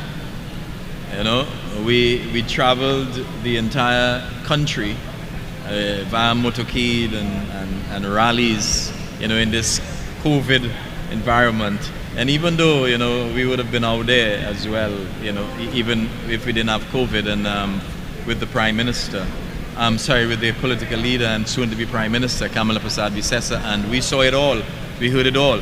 We saw the people coming out to greet her. I mean, there is still a measure of Kamala mania. There is a love. It may not be a Kamala mania like in 2010, but there is a genuine love for this woman because, people know she loves children and the poor people. And there, Dr. Rai Ragbir, UNC, it has been projected. Kamuto Manzanilla has been projected under the column of the United National Congress. Dr. Rai Ragbir, 9,577 votes to Rodney's Lochan, 6,640 votes, ladies and gentlemen. A margin so far of 3,137 votes. Rai Ragbir, Dr. Rai Ragbir of the United National Congress, 9,577 to Rodney Lochan of the PNM, 6,640 votes. Kamuto Manzanilla has been declared under the winning column of the United National Congress. And that was a 44% win margin, which is about 6% higher than the 2015 win that we had. Well done, guys. You have some breaking news coming in again. Wow, Shogunas West, Danish Rambali, 13,466 to Raquel Bisoon, 1,326 ladies and gentlemen, over 12,140 votes. 12,140 votes win margin so far. In terms of votes, ladies and gentlemen, to Rahman Ali of the MNV, 111 votes. So Shogunas West has also been placed under the win column of the United National Congress. Another victory ladies for and the gentlemen. United National Congress.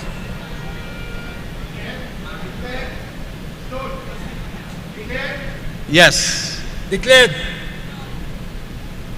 So that's another declaration for the United National Congress. That is Shogunas West, ladies and gentlemen. So we are still awaiting the very crucial seats, the battleground seats, the marginal seats, these swing seats, as our statistician Brand Stone is going to, he has all kinds of names for them. He has a battleground, he has swing seats, he have soft seat, he have hard seat, he have all kind of seats. And we have, well, just to go over a few of those differentiations there, Garth, as this is a summary. The battleground seats I have a 6, which is La Horquita, Talparo, St. Joseph, Toko Sandy Grande, and Tunapuna, 4 in the east-west corridor, and the other 2 battleground in the Southland, Moruga, Tableland, and San Fernando West. And in marginal seats, the 4 marginal seats I have is Barataria, Sanwa, which we are absolutely going to take, the Chaguanas East, which we are absolutely going to hold on to with Vandana Mohit, and the other 2 was Point Forte and Tobago East, which is United National Congress is not in Tobago, but we are seeing the possibility of PDP. Watson Duke's party taking that seat. Taking one. That is the analysis. We haven't seen any scores come up for that yet, and a Hail Mary, what I call a Hail Mary pass in football. A Hail Mary. A Hail Mary, Labre. No, you were in Labre. Victor Roberts. You see the kind of outpouring support from Victor Roberts? True. Yeah. You know that's a strong PNM seat. I like that. Really a Hail Mary surprise. I have it as a Hail Mary surprise. I love that one, Brian Stone. A Hail Mary surprise, Labre. And Diego Martin Central, I know Hail Mary there again. I was looking for some numbers for Central to close that gap. I still say you're going to close that gap. Let's see what happens. They have a very good candidate in Johnny Lakis. Right, but let's go over a little bit, Brian, the battleground seats and the marginal seats again. Go up with your the battleground, the key battleground, the 6 key battlegrounds. La Horquita, Talparo. That's Julian John. St. Joseph. That's Colonel Aloy Hunt. Phenomenal support. Oh yes, there. Definitely. And he's against that PNM pharmacist. What's his name again? The druggist. Terrence Delicing. The 3rd in the battleground is Toko Sandy Grande. That's Nabila Green, a very brilliant young lady. We haven't seen any numbers for that yet. No, okay. Not as yet. Looking forward to that, and of course Tunapuna with David Naked. And the other 2 in the battleground in the Southland is Moruga Tableland. That is Michelle Benjamin. And San Fernando West. That's Sean Sobers. And the 4 marginals are Barataria, Sanwa, Chaguanas East, Point Forte, and Tobago East. Where? What sort of problems? We are hearing that there's some problems with 5 polling divisions in Moruga. What's the problem, Joe? The problem is they cannot, they're making a little adjustment. On the shaping of the polls? Okay. Folks, they're having some recount. Thank you for the information. We just got some first-hand information, exclusive here only on the Atlantic Computers channel here at the United National Congress headquarters. Moruga Tableland has 4 or 5 PDs that they are doing a recount. Now we don't know the purpose or the reason for the recount yet, but as we get more information, God will find out why. That means it's close. Yes. It's close. Yes. No, we're going to take there. We are going to take there, and we are going to take the marginals, and we'll see how that goes. So we are definitely going to form the next government. You have Toko Sandy Grande. You have it down as a win for us. Prediction. Close. Okay, and we have some Diego Martin Central. Is PNM projected again? That is UNC candidate John Lakis, 1,623. That's John Lakis of the United National Congress, 1,623, to Simon De Nobrega of the PNM, 5,860, and Felicia Holder 00, and Gavin Nicholas 0000000. So Diego Martin Central is projected on the PNM win column. Ladies and gentlemen, Brian Stone, you were expecting something different. Yes, well, statistically, Diego Martin Central is the most difficult seat in Diego Martin when you compare the numbers in 2015 and 2010. In 2015, Daryl Smith took that by a whopping 347% by 10,000 votes. But Johnny Lakis has fought a very strong campaign there, and he was getting a lot of support. I think that gap is still going to close before all the figures come in. But it looks like Simon, the Norbega from CNN, is quite ahead. We have some more breaking news here. Kamala Prasad Bissessar, the Honorable Ladies and Gentlemen, Woo! Wipe out! 13,280. That's Siparia. The constituency of Siparia has been declared and placed under the United National Congress winning column. Win column, Kamala Prasad Bissessar, the Honorable Leader of our great party, 13,280 votes to Rebecca Dipnarine of the PNM, 3,831. So there we go. Siparia has been declared a win under the United National Congress, with Kamala Prasad Bissessar having 13,280 votes, ladies and gentlemen. That is a vote lead win margin so far for the Honorable Kamala Prasad Bissessar of 9,449 votes. And that's just still what it's counting. still counting. And of course, David Lee. Yes! Nice point up here. Yes! Point up here. Ladies and gentlemen, point up here. David Lee, 8,316 to Daniel Dookie of the PNM, 6,400. David Abdullah of the MSJ, 196. And Marvin Howard of the PEP, 134, nearly get more than David Abdullah. So, point up here, a battleground district, the United National Congress. David Lee is leading with 8,316 votes to Daniel Dookie's 6,400. Yes. It's a battleground district, ladies and gentlemen, of Pointe-à-Pierre. And the United National Congress is in front so far. Interestingly, this battleground constituency, Garth, was won by David in 2015 by 1,506 votes, which was an 18% win margin. Right now, he has increased that margin from 18% in 2015 now to 30% in 2020. He's actually doing better today than 2015. And the polls had it wrong. The polls had it on a slim margin. Right now, he's at 29% over the PNM. And that's the same poll you said came out on the 7th. No, that poll actually slimmed the margin, but that was the Guardian poll, the NACTA poll, Brandon, and Louis Boutron poll. We studying them PNM no, poll because you see, they bring these polls out, and these polls were wrong. But it's PNM poll, it must be wrong. Well, Rowley and them wrong with everything. We're showing them they waste their money.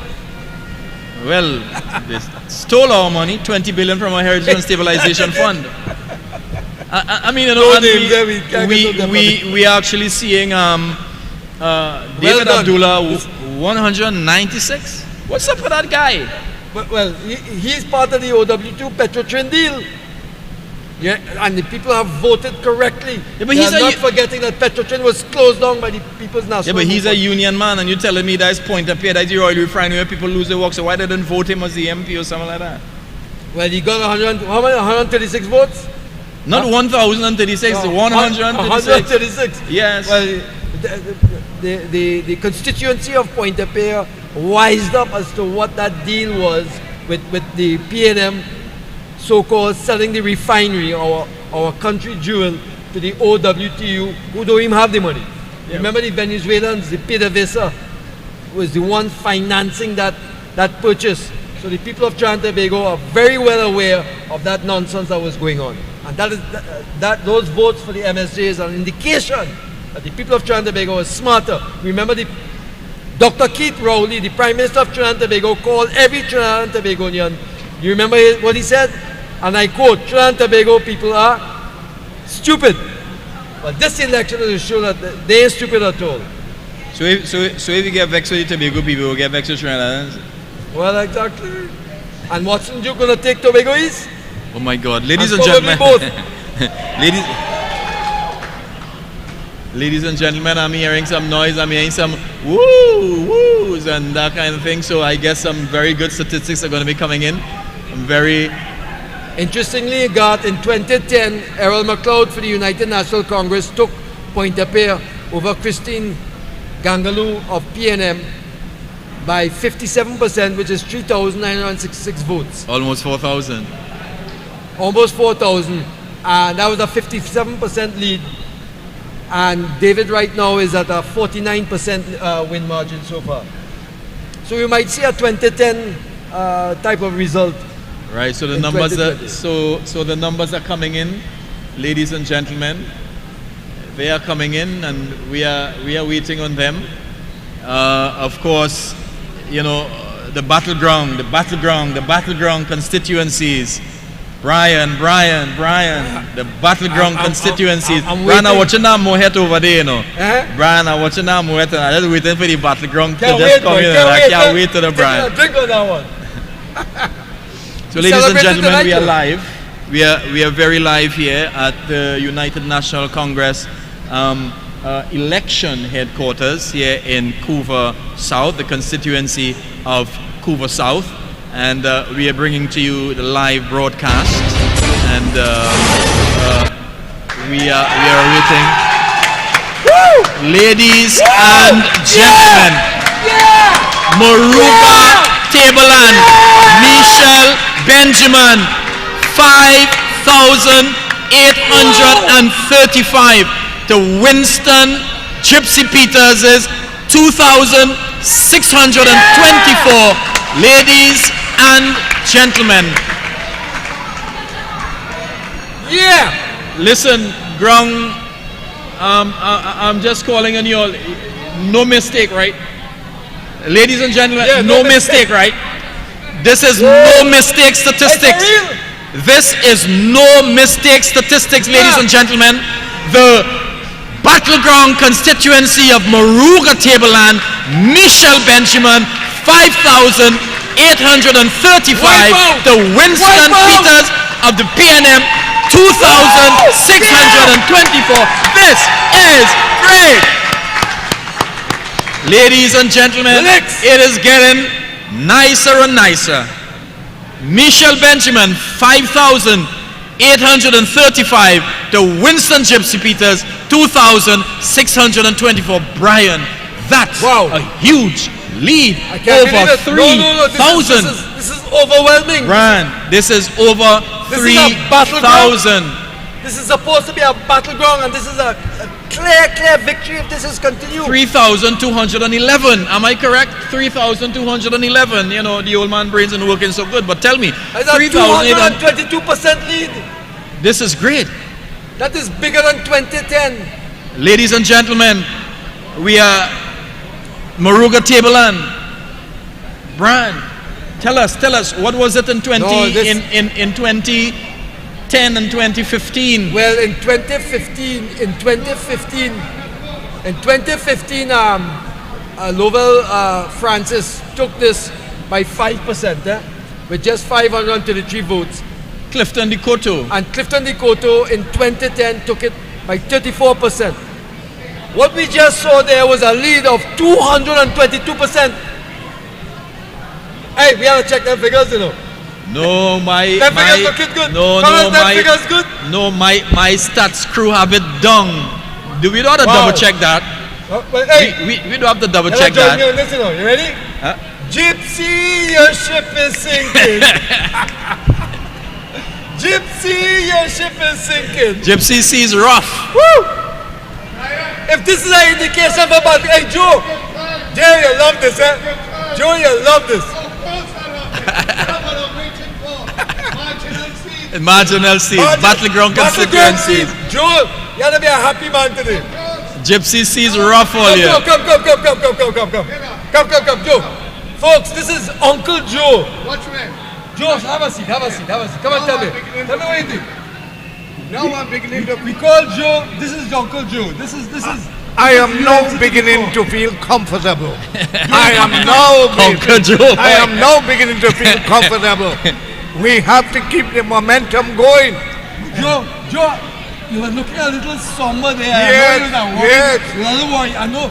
And I see you're confident now. Bro. Well, when I see that Moruga Tableland, my heart is beginning to fill with joy. Let's hear it for Uncle Joe! Excuse me. Joe, All right. you see that lead? Yes, what do you mean? Joe, that's no joke lead. Look at these stats I have I here. know. We lost it by 5%. In 2010, we win it by 34. She have a 222% lead. Right, but it's nearly 3,000. Yes. I need of 3,000. Yes. Keep at it going. All right, Joe. I'm waiting for St. Joseph. He waited for St. What do you Joseph. mean? Folks, he waited for St. Joseph. And if St. Joseph follow the lead of Moruga, That's right. beating them. And then we're going for La Hocketa. Then now Hocketa. Yeah, man. Uncle All Joe. right, Joe. Ladies and gentlemen, we That are is going a great good. Uncle Joe. Eh? Yes, we are going good. We are going good, Brian. Brian Stone, By my the way, good friend. that's my family, eh? Yes, That's my family. Brian Stone. I love it. God. Moruga Tableland. God. I just love it. God. That's what I was waiting on, Yeah, Brian. boy. Come on. We had to check them figures. Them fellas say them figures is for real. Hey, all you That's bring a all the blow. books, like we check them books and all, because all you have me feeling excited and all. Yeah. The fellas, they confirming it, eh? The fellas confirming. That is for real. 222% Moruga, yeah. Moruga Tableland. That is what we're talking about. Moruga Tableland, ladies and gentlemen. Michelle Benjamin. You know what I like? You know what I like? I like the sound of Prime Minister, the Honorable Kamla Prasad Besasa. That one I like. Oh, yes. God, you could give Rowley a little job or something on in the kitchen or something. Rowley. By the way, Rowley, close to me. Well, look, I looking at those numbers in Moruga. I'm stunned. I'm stunned because I was expecting. Look, I have a win there of 12% for us, and that one came in at 222%. This is what I'm saying. Woo! Ladies and gentlemen, those of you who are viewing the UNC YouTube channel and our Facebook pages, Winston, we are broadcasting live on the Atlantic Computers Media, ladies and gentlemen, and we are in the constituency of Couva South, and it is the United National Congress election headquarters. This is the night, folks. This is what we waited for 4.5 years to change this government. Finally, we're going to have a government of, for, and by the people. Oh yes, ladies and gentlemen, we are just waiting, Brian Stone, for some more battleground constituencies. We are just waiting on the marginal seats. God, it's coming, you know. It's coming. All here, Not yet. no. Not yet. No. All right. All right. It's coming. Hold. They tell me hold. It's coming. It's already here. That boy said already here. Already here. What's the numbers we have on live? Well, 10,800. Wow. Yes. So continue to share the live, ladies and gentlemen. Remember, we want to reach about 20,000 tonight, but we have crossed half of that, and we want to maintain at least over 10,000. So you continue sharing the live, and it's looking good. It's looking good. So far, we have one marginal under control. We have it One under control. battleground. One battleground. That's a Yes, serious a battleground. Sorry, a battleground under That control. was like 533 vote difference Yes. in 2015. Right. And what's Close. what's the aggregate for 2015? The Oh. total, and give me in In what which Moruga Tableland. Moruga? Yeah, Moruga Tableland. What's the aggregate? Well, it is I'm very surprised at this. She's doing a fantastic job. Right, Moruga Tableland. Moruga Tableland. Okay. Well, 2010, Right. Clifton took it with a 34% margin. Right. Almost 3,000 votes. But in terms of the total amount. Oh, so you're talking about something like about 20,000 people vote there. All right, yeah. In 2010, Right, 20,000. 20,000, right. In 2015, 21,000 cast their votes. Right. That was a 75% Right. voter turnout. So more or less we could get something. We could get something between 21 and 20 and no. Well, you remember? Yeah, 20,000. Right. Right. So we could get something like about 21,000 this time. I would think so. About that. I would think so. Yeah. I would think so. About 21. Yeah. Now, if I, the screen is gone now, but I wanted to see what the total. What was those votes? You remember the two numbers? It was 5 something versus Two something. Two Yes. something. So By roughly 7, so- roughly 9. So we are about a Yeah. third. Yeah. a Roughly third of the 50. votes counted. Right. At And 222%. if we are at a third of the votes counted, and she is that amount of percentage in front, Wow. I mean, once things remain constant, then I we could cannot see actually at 222% being consistent because that's probably a lot of our PDs came in. But Okay. but I'm seeing a great lead. Yes. I'm seeing a great lead even when that. So even if a lot of PNM PDs come in, they have a still, lot to make up. That is a huge lead Yeah, that's a huge lead, right? because remember the stats, Garth. Even in 2010 when we won, was only a 34% lead. right. So, ladies and Well, that is gentlemen, very again, encouraging. we are waiting. We are here, Brian Stone and Garth Christopher, and a whole batch of very brilliant young people just marking Brian's Mohet.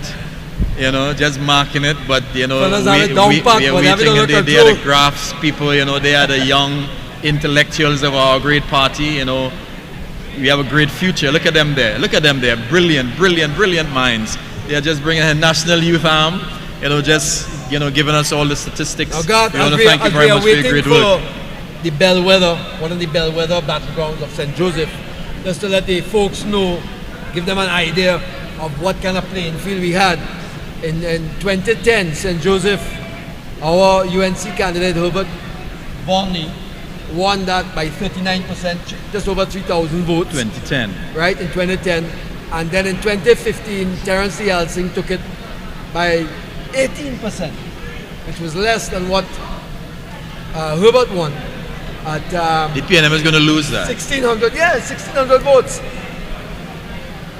Interestingly, they got PNM got the difference between PNM's win in 2015 in votes compared to Herbert Varney's our win in 2010. They actually got 299 less votes than we did in 2010. Right. Right? Yes. We got 10,835 votes in 2010. They got 10,536.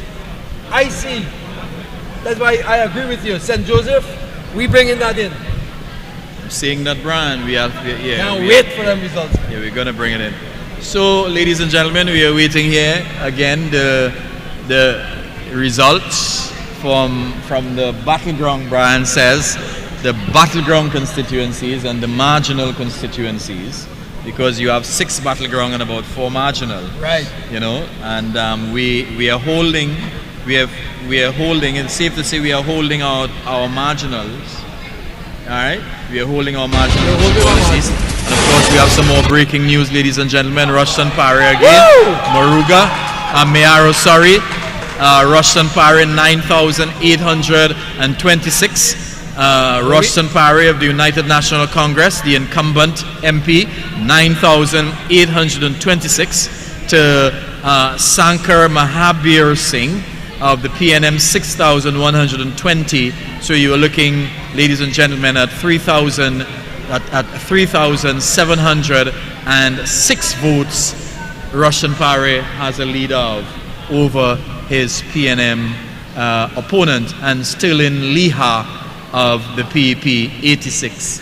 So we are well ahead, ladies and gentlemen. Rushton Parry is over 50%, 51%. Well, okay, that's the total of votes so far, right? When you add up everything, yes. about almost 16,000 votes. Right.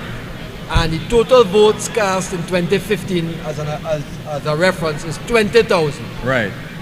And So so- it's almost easy to project that as could a project a win. win there. Yeah, we could project the we could win absolutely there. project a win there. Right. And what was the total in 2010 and 2015? In 2010, in 2010, there was a total cast vote of 20,000. Right, same thing. Almost So the same. right. Almost the same. So we could almost predict just a couple more, Just a and couple we could more. predict it. I could. Yeah, we can predict that yeah, already. definitely. The Yeah, arrows are but we are just waiting That's the on United National Congress. Yeah, we are just waiting on the UNC's youth that brilliant bunch of young people there to predict it for us. That's Russian Paris seat of Mayaro. So, ladies and gentlemen, the results are coming in. There's only about 4,000 votes more to come in there, you know. Right. So Russian will probably have to lose almost everything in those 4,000 votes for Yeah, for the PNM exactly. to have a chance. It's So a yeah. we could It's project that. it's 9:30, and well, Naparima has been declared, ladies and gentlemen. Rodney Charles 11,056 votes to Randy Sinanan 2,352. So the constituency of Naparima has been declared and placed under the win column of the United National Congress in this 2020 general elections, Archie. ladies and gentlemen. Archie, show me how many seats we have so far now. So, how I'll many? tell you something, eh? I have to congratulate God. You have to congratulate Atlantic Computers for this phenomenal broadcast. William Archie, was an ex-treasurer of the NATEX.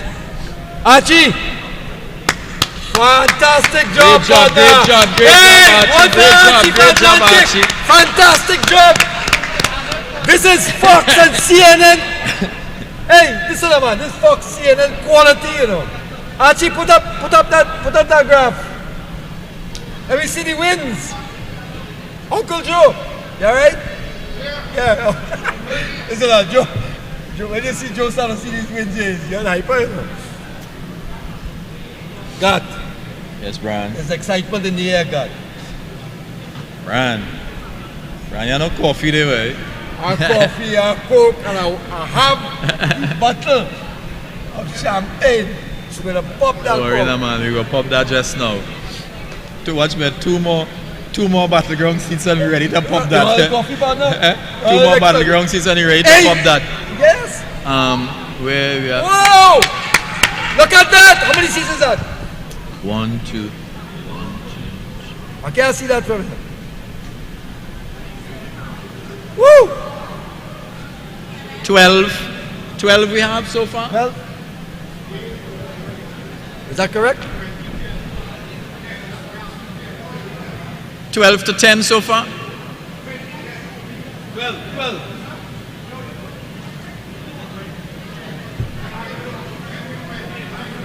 Right. So How leader much was on the PNM side there? 10. 10. So we have 12 seats so far. To the PNM's 10 has been declared, and we're waiting on those battlegrounds. So we have some breaking news, ladies and gentlemen.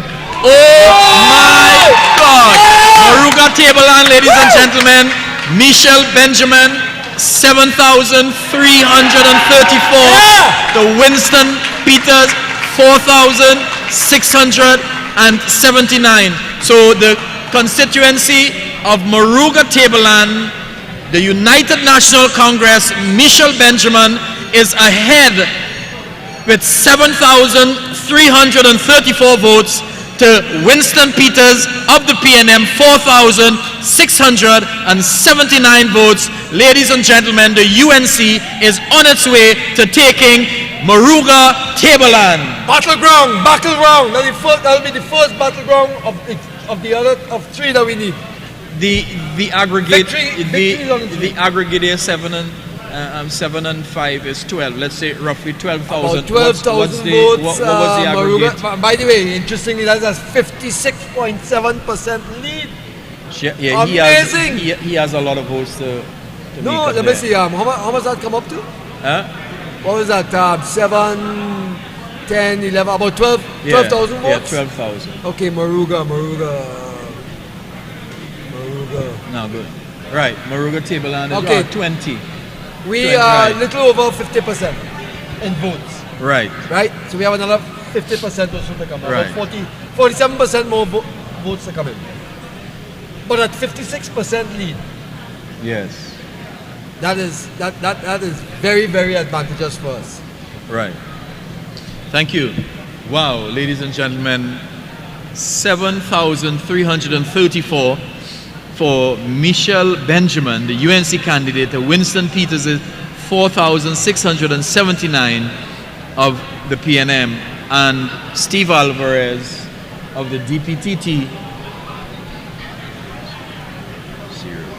Didn't vote for himself? The man must be not even living there. I don't know what the guy is doing. He's not But living listen, there. interestingly, that is the first battleground that is coming in, Yes. right? That we're seeing with our 56% voter, our win margin so far for us. If that is any indication of what the battlegrounds are going to be like, God, we have a significant win for the United National Congress. Elbran, I told you 24, 25. Obviously, Moruga Tableland people has had enough Exactly. Now Lopino of this government. Lopino Bonnet hasn't come in as yet, has it? That's with Jack and No, nothing Prakash. with Lupino yet. Right, so yeah, We have some serious stuff to come in. Folks, stay tuned. There's some interesting there. Some more battlegrounds will be coming in soon. Hold on to your seats. It's going to be interesting. What's the count we have there for live there, partner? Well, our live has We're 11,300. climbing. We just climbing. 11,300. We want to thank you all very much. We gotta thank our audience there for sharing Thank you very much and for sharing this excitement, and sharing this election night coverage with us. Well, I mean, we are the best. The Lion himself, his seat has been declared. Oropouche East, Dr. Rudal Munilal, 13,058, as against Clifford Rambarose, 3,418, ladies and gentlemen. So Oropouche East has been declared and placed under the win column of the United National Congress. The Lion himself has Give me that number, roared, 2100. ladies and gentlemen. 10,007. And 10,000. Actually, some good news.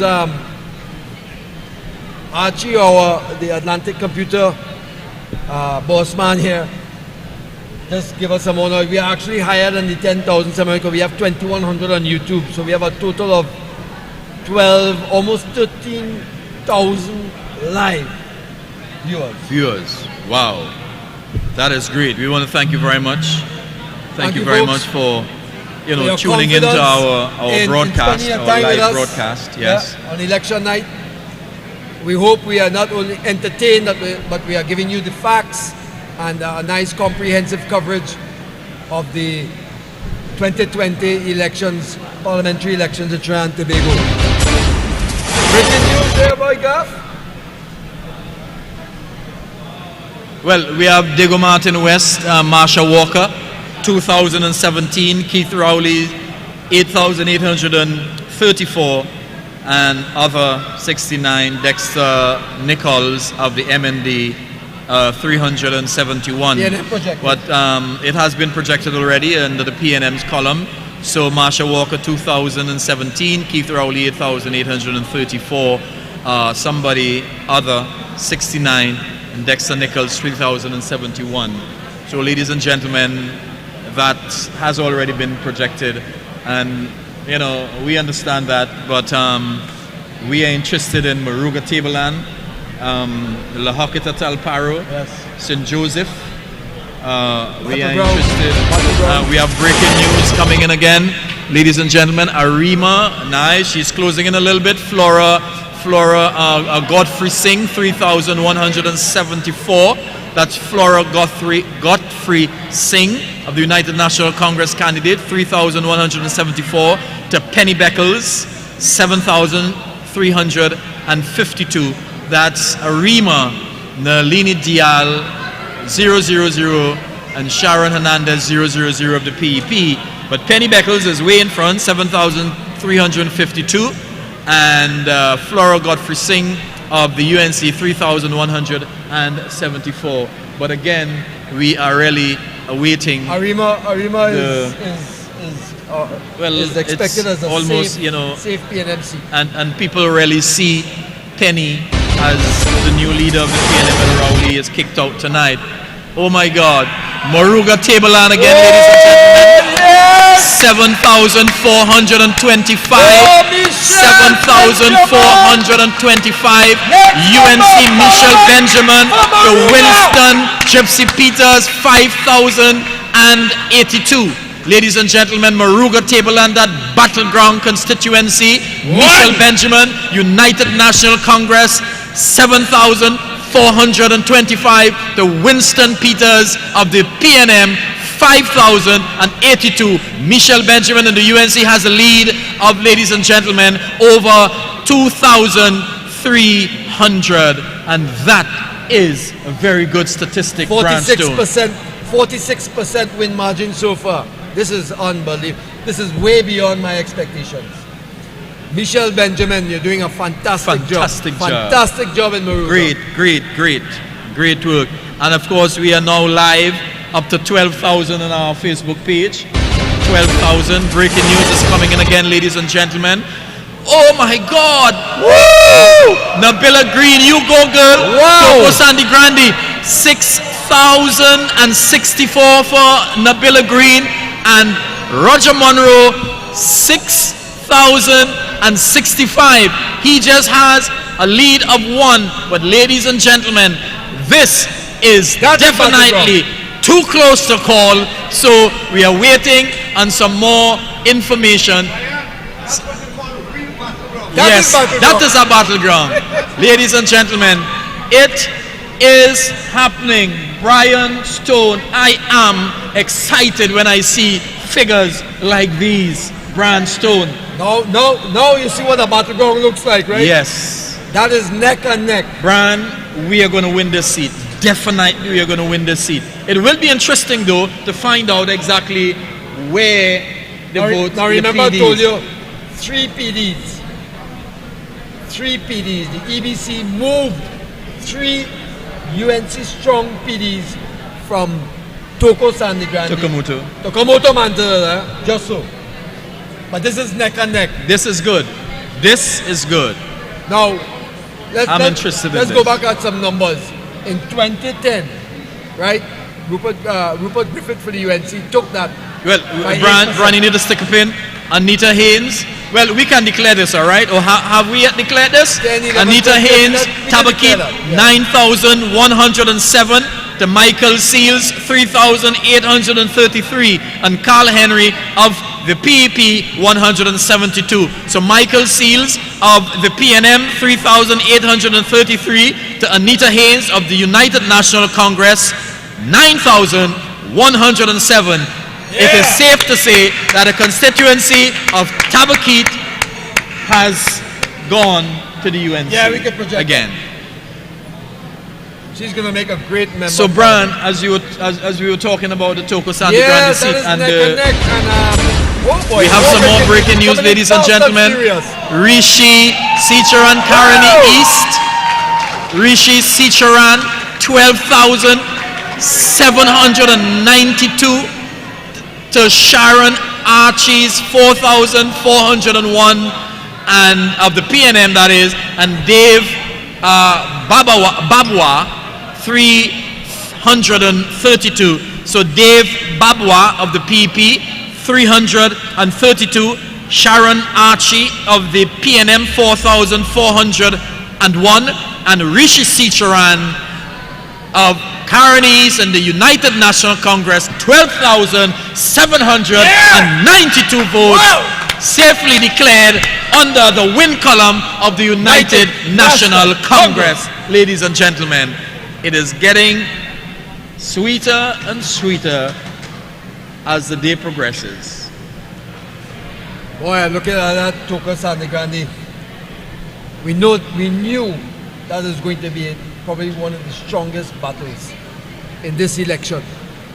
And just to remind you folks, 2010, we won that by 8%, which was just 700 votes.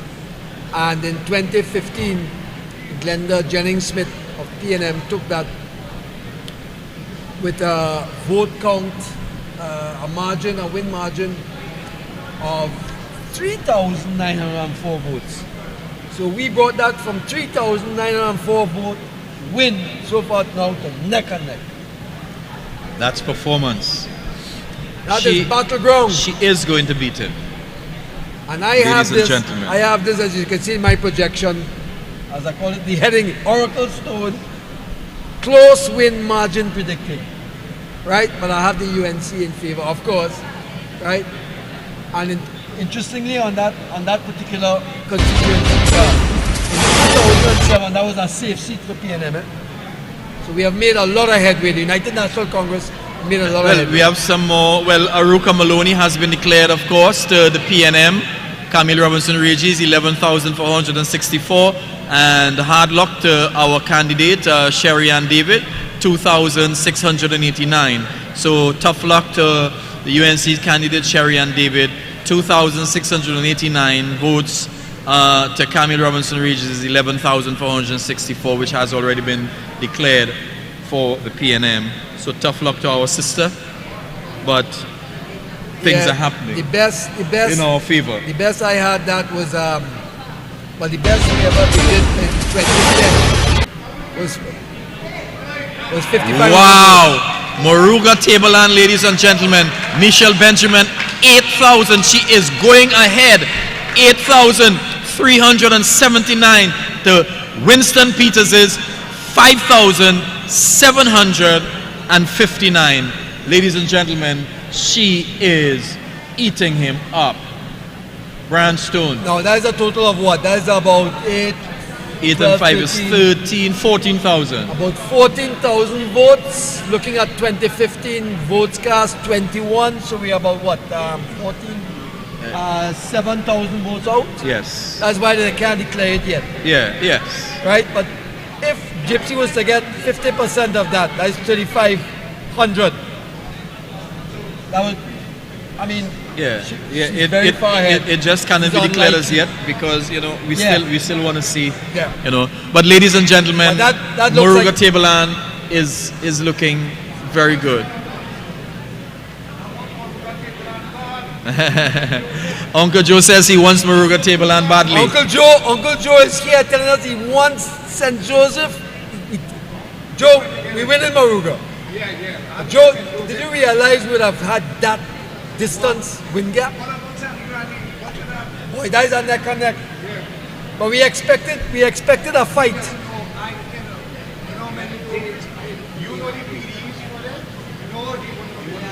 No, we don't have the PD. Which PDs? Sandy Grande, yeah. In Sandy Grande, it would be nice to know which PDs actually came in. We don't know. Yeah. Joe is our oracle here, And ladies and gentlemen, we have just moved to 13,000 live viewers on our Facebook page. Plus 13,000 plus at live least 21 viewers on and our Facebook YouTube, page. Yes. So that's 15,000. Yep.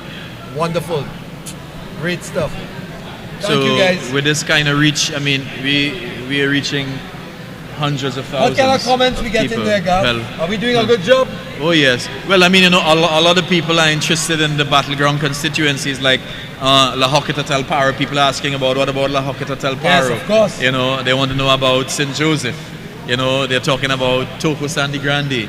But we are going to bring it to you live as we get it because Well, interestingly, you we're kinda holding get it on. more live than what you have We're here. obviously holding on to our 18. Let's count Moruga 19. We should get La Hoqueta Talparo Yeah. 20. Yeah. Toko Sandy Are we Grande. looking for Toko, St. Joseph, Tuna Puna, San Fernando West? We are there, man. We are going to get there. Looks good, folks. Looks good We for are going to UNC. get there. It's still, what time is it? 5 to 10. Boy, they really counting them votes one by one. So I- what about I have to our ask, graph? I have to ask this young lady. You repeating everything I said. Oh, wonderful. She's good. The graph. Ah, boy, it's a breaking news. Faizabad, Woo! Lakan, Yeah, boy. you know, Dr. Lakan Budu, 10,524. That's Dr. Lakan Budu of Faizabad, the UNC candidate, with 10,524. To Solange de Souza of the PNM, 6,425. Ladies and gentlemen, so Dr. Lakan Budu, Faizabad, that seat has been declared and placed under the win column of the United National Congress. So Dr. Lakan Budu amassed 10,524 votes to the PNM Solange de Souza's 6,424 and Alicia Narain of the PEP 140 and Radhika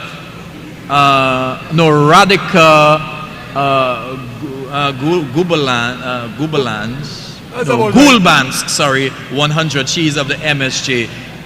Please forgive me, Miss Radhika. 100 votes for the MSJ. Alicia Narain of the PEP, 140.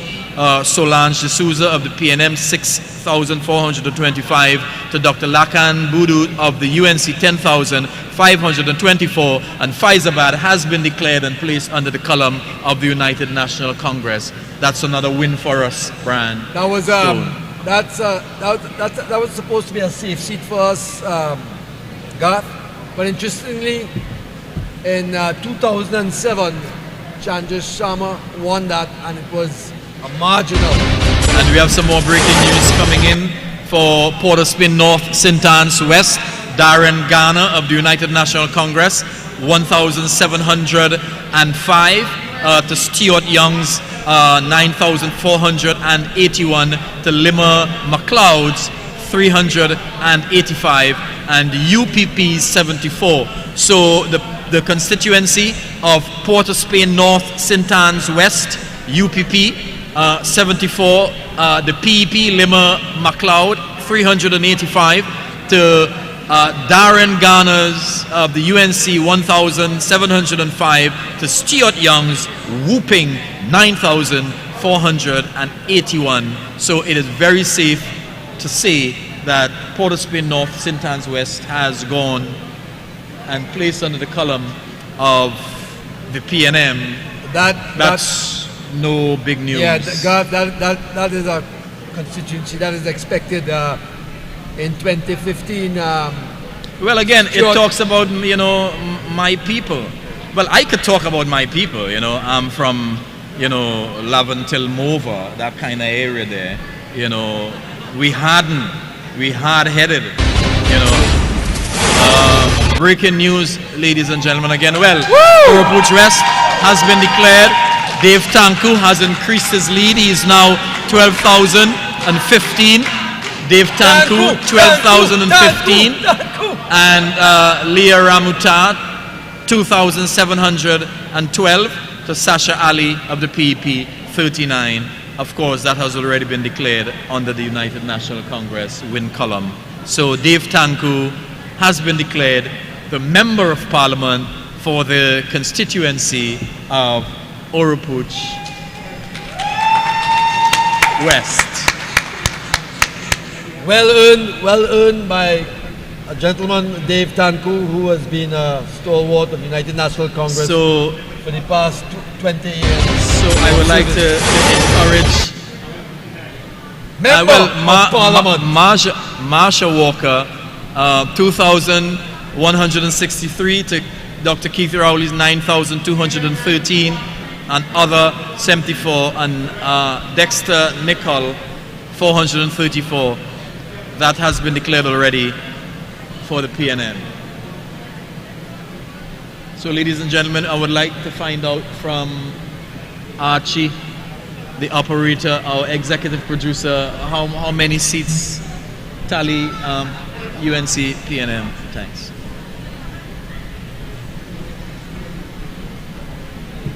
So you all know, be loyal, do your work, and you might end up like Dave Tanku.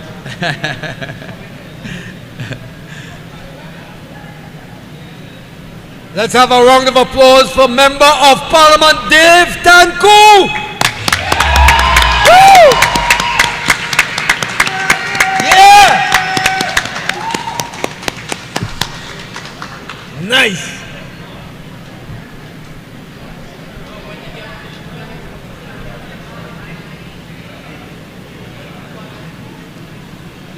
Well, Diego Martin West, which was Keith Rowley's seat. What was that number, God, that came up? It was 2,100 votes? Yes, By for Marsh? Marsha Walker, yes.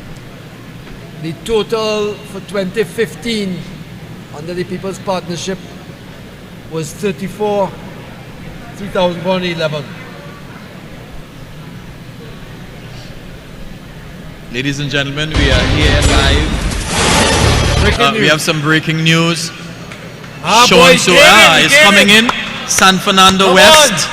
Sean Sobers of the UNC 2,567. Faris Al-Rawi 3,192. So the constituency, the marginal, is it marginal? That's a battleground. The battleground constituency, Brandstone says, is a battleground constituency of San Fernando West. UNC's candidate, Sean Sobers, 2,567 votes. The Faris Al-Rawi, the incumbent of the PNM, 3,192. That is very close, Brandstone. It's a battleground constituency. Look, we knew with the numbers that this is going to be a very hard fight here, Garth. But here's what's interesting. So far, the Faris, the PNM lead is 24%, right? That's their lead. In 2015, his lead to win was 49%. So far, the numbers have come in where we cut that lead by half, by 50%, which is very promising. And we're going to take this seat. We're going to cut it down even more and In take a win. 2010, we won that by 16%. Right. We will win it by 16%. So this is a tough fight. This is a tough fight because Al-Wari has put a lot of money into this. St. Joseph.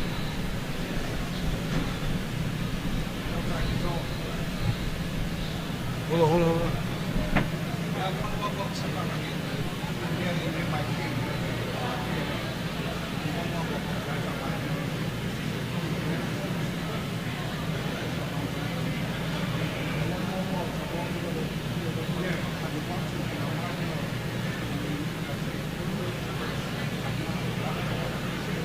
Well, so far, ladies and gentlemen, the UNC has 17 seats to the PNM 16 seats in this 2020 general elections. But it's still early. There are lots of votes to come in, there are lots of PDs and stuff that happen, ladies and gentlemen.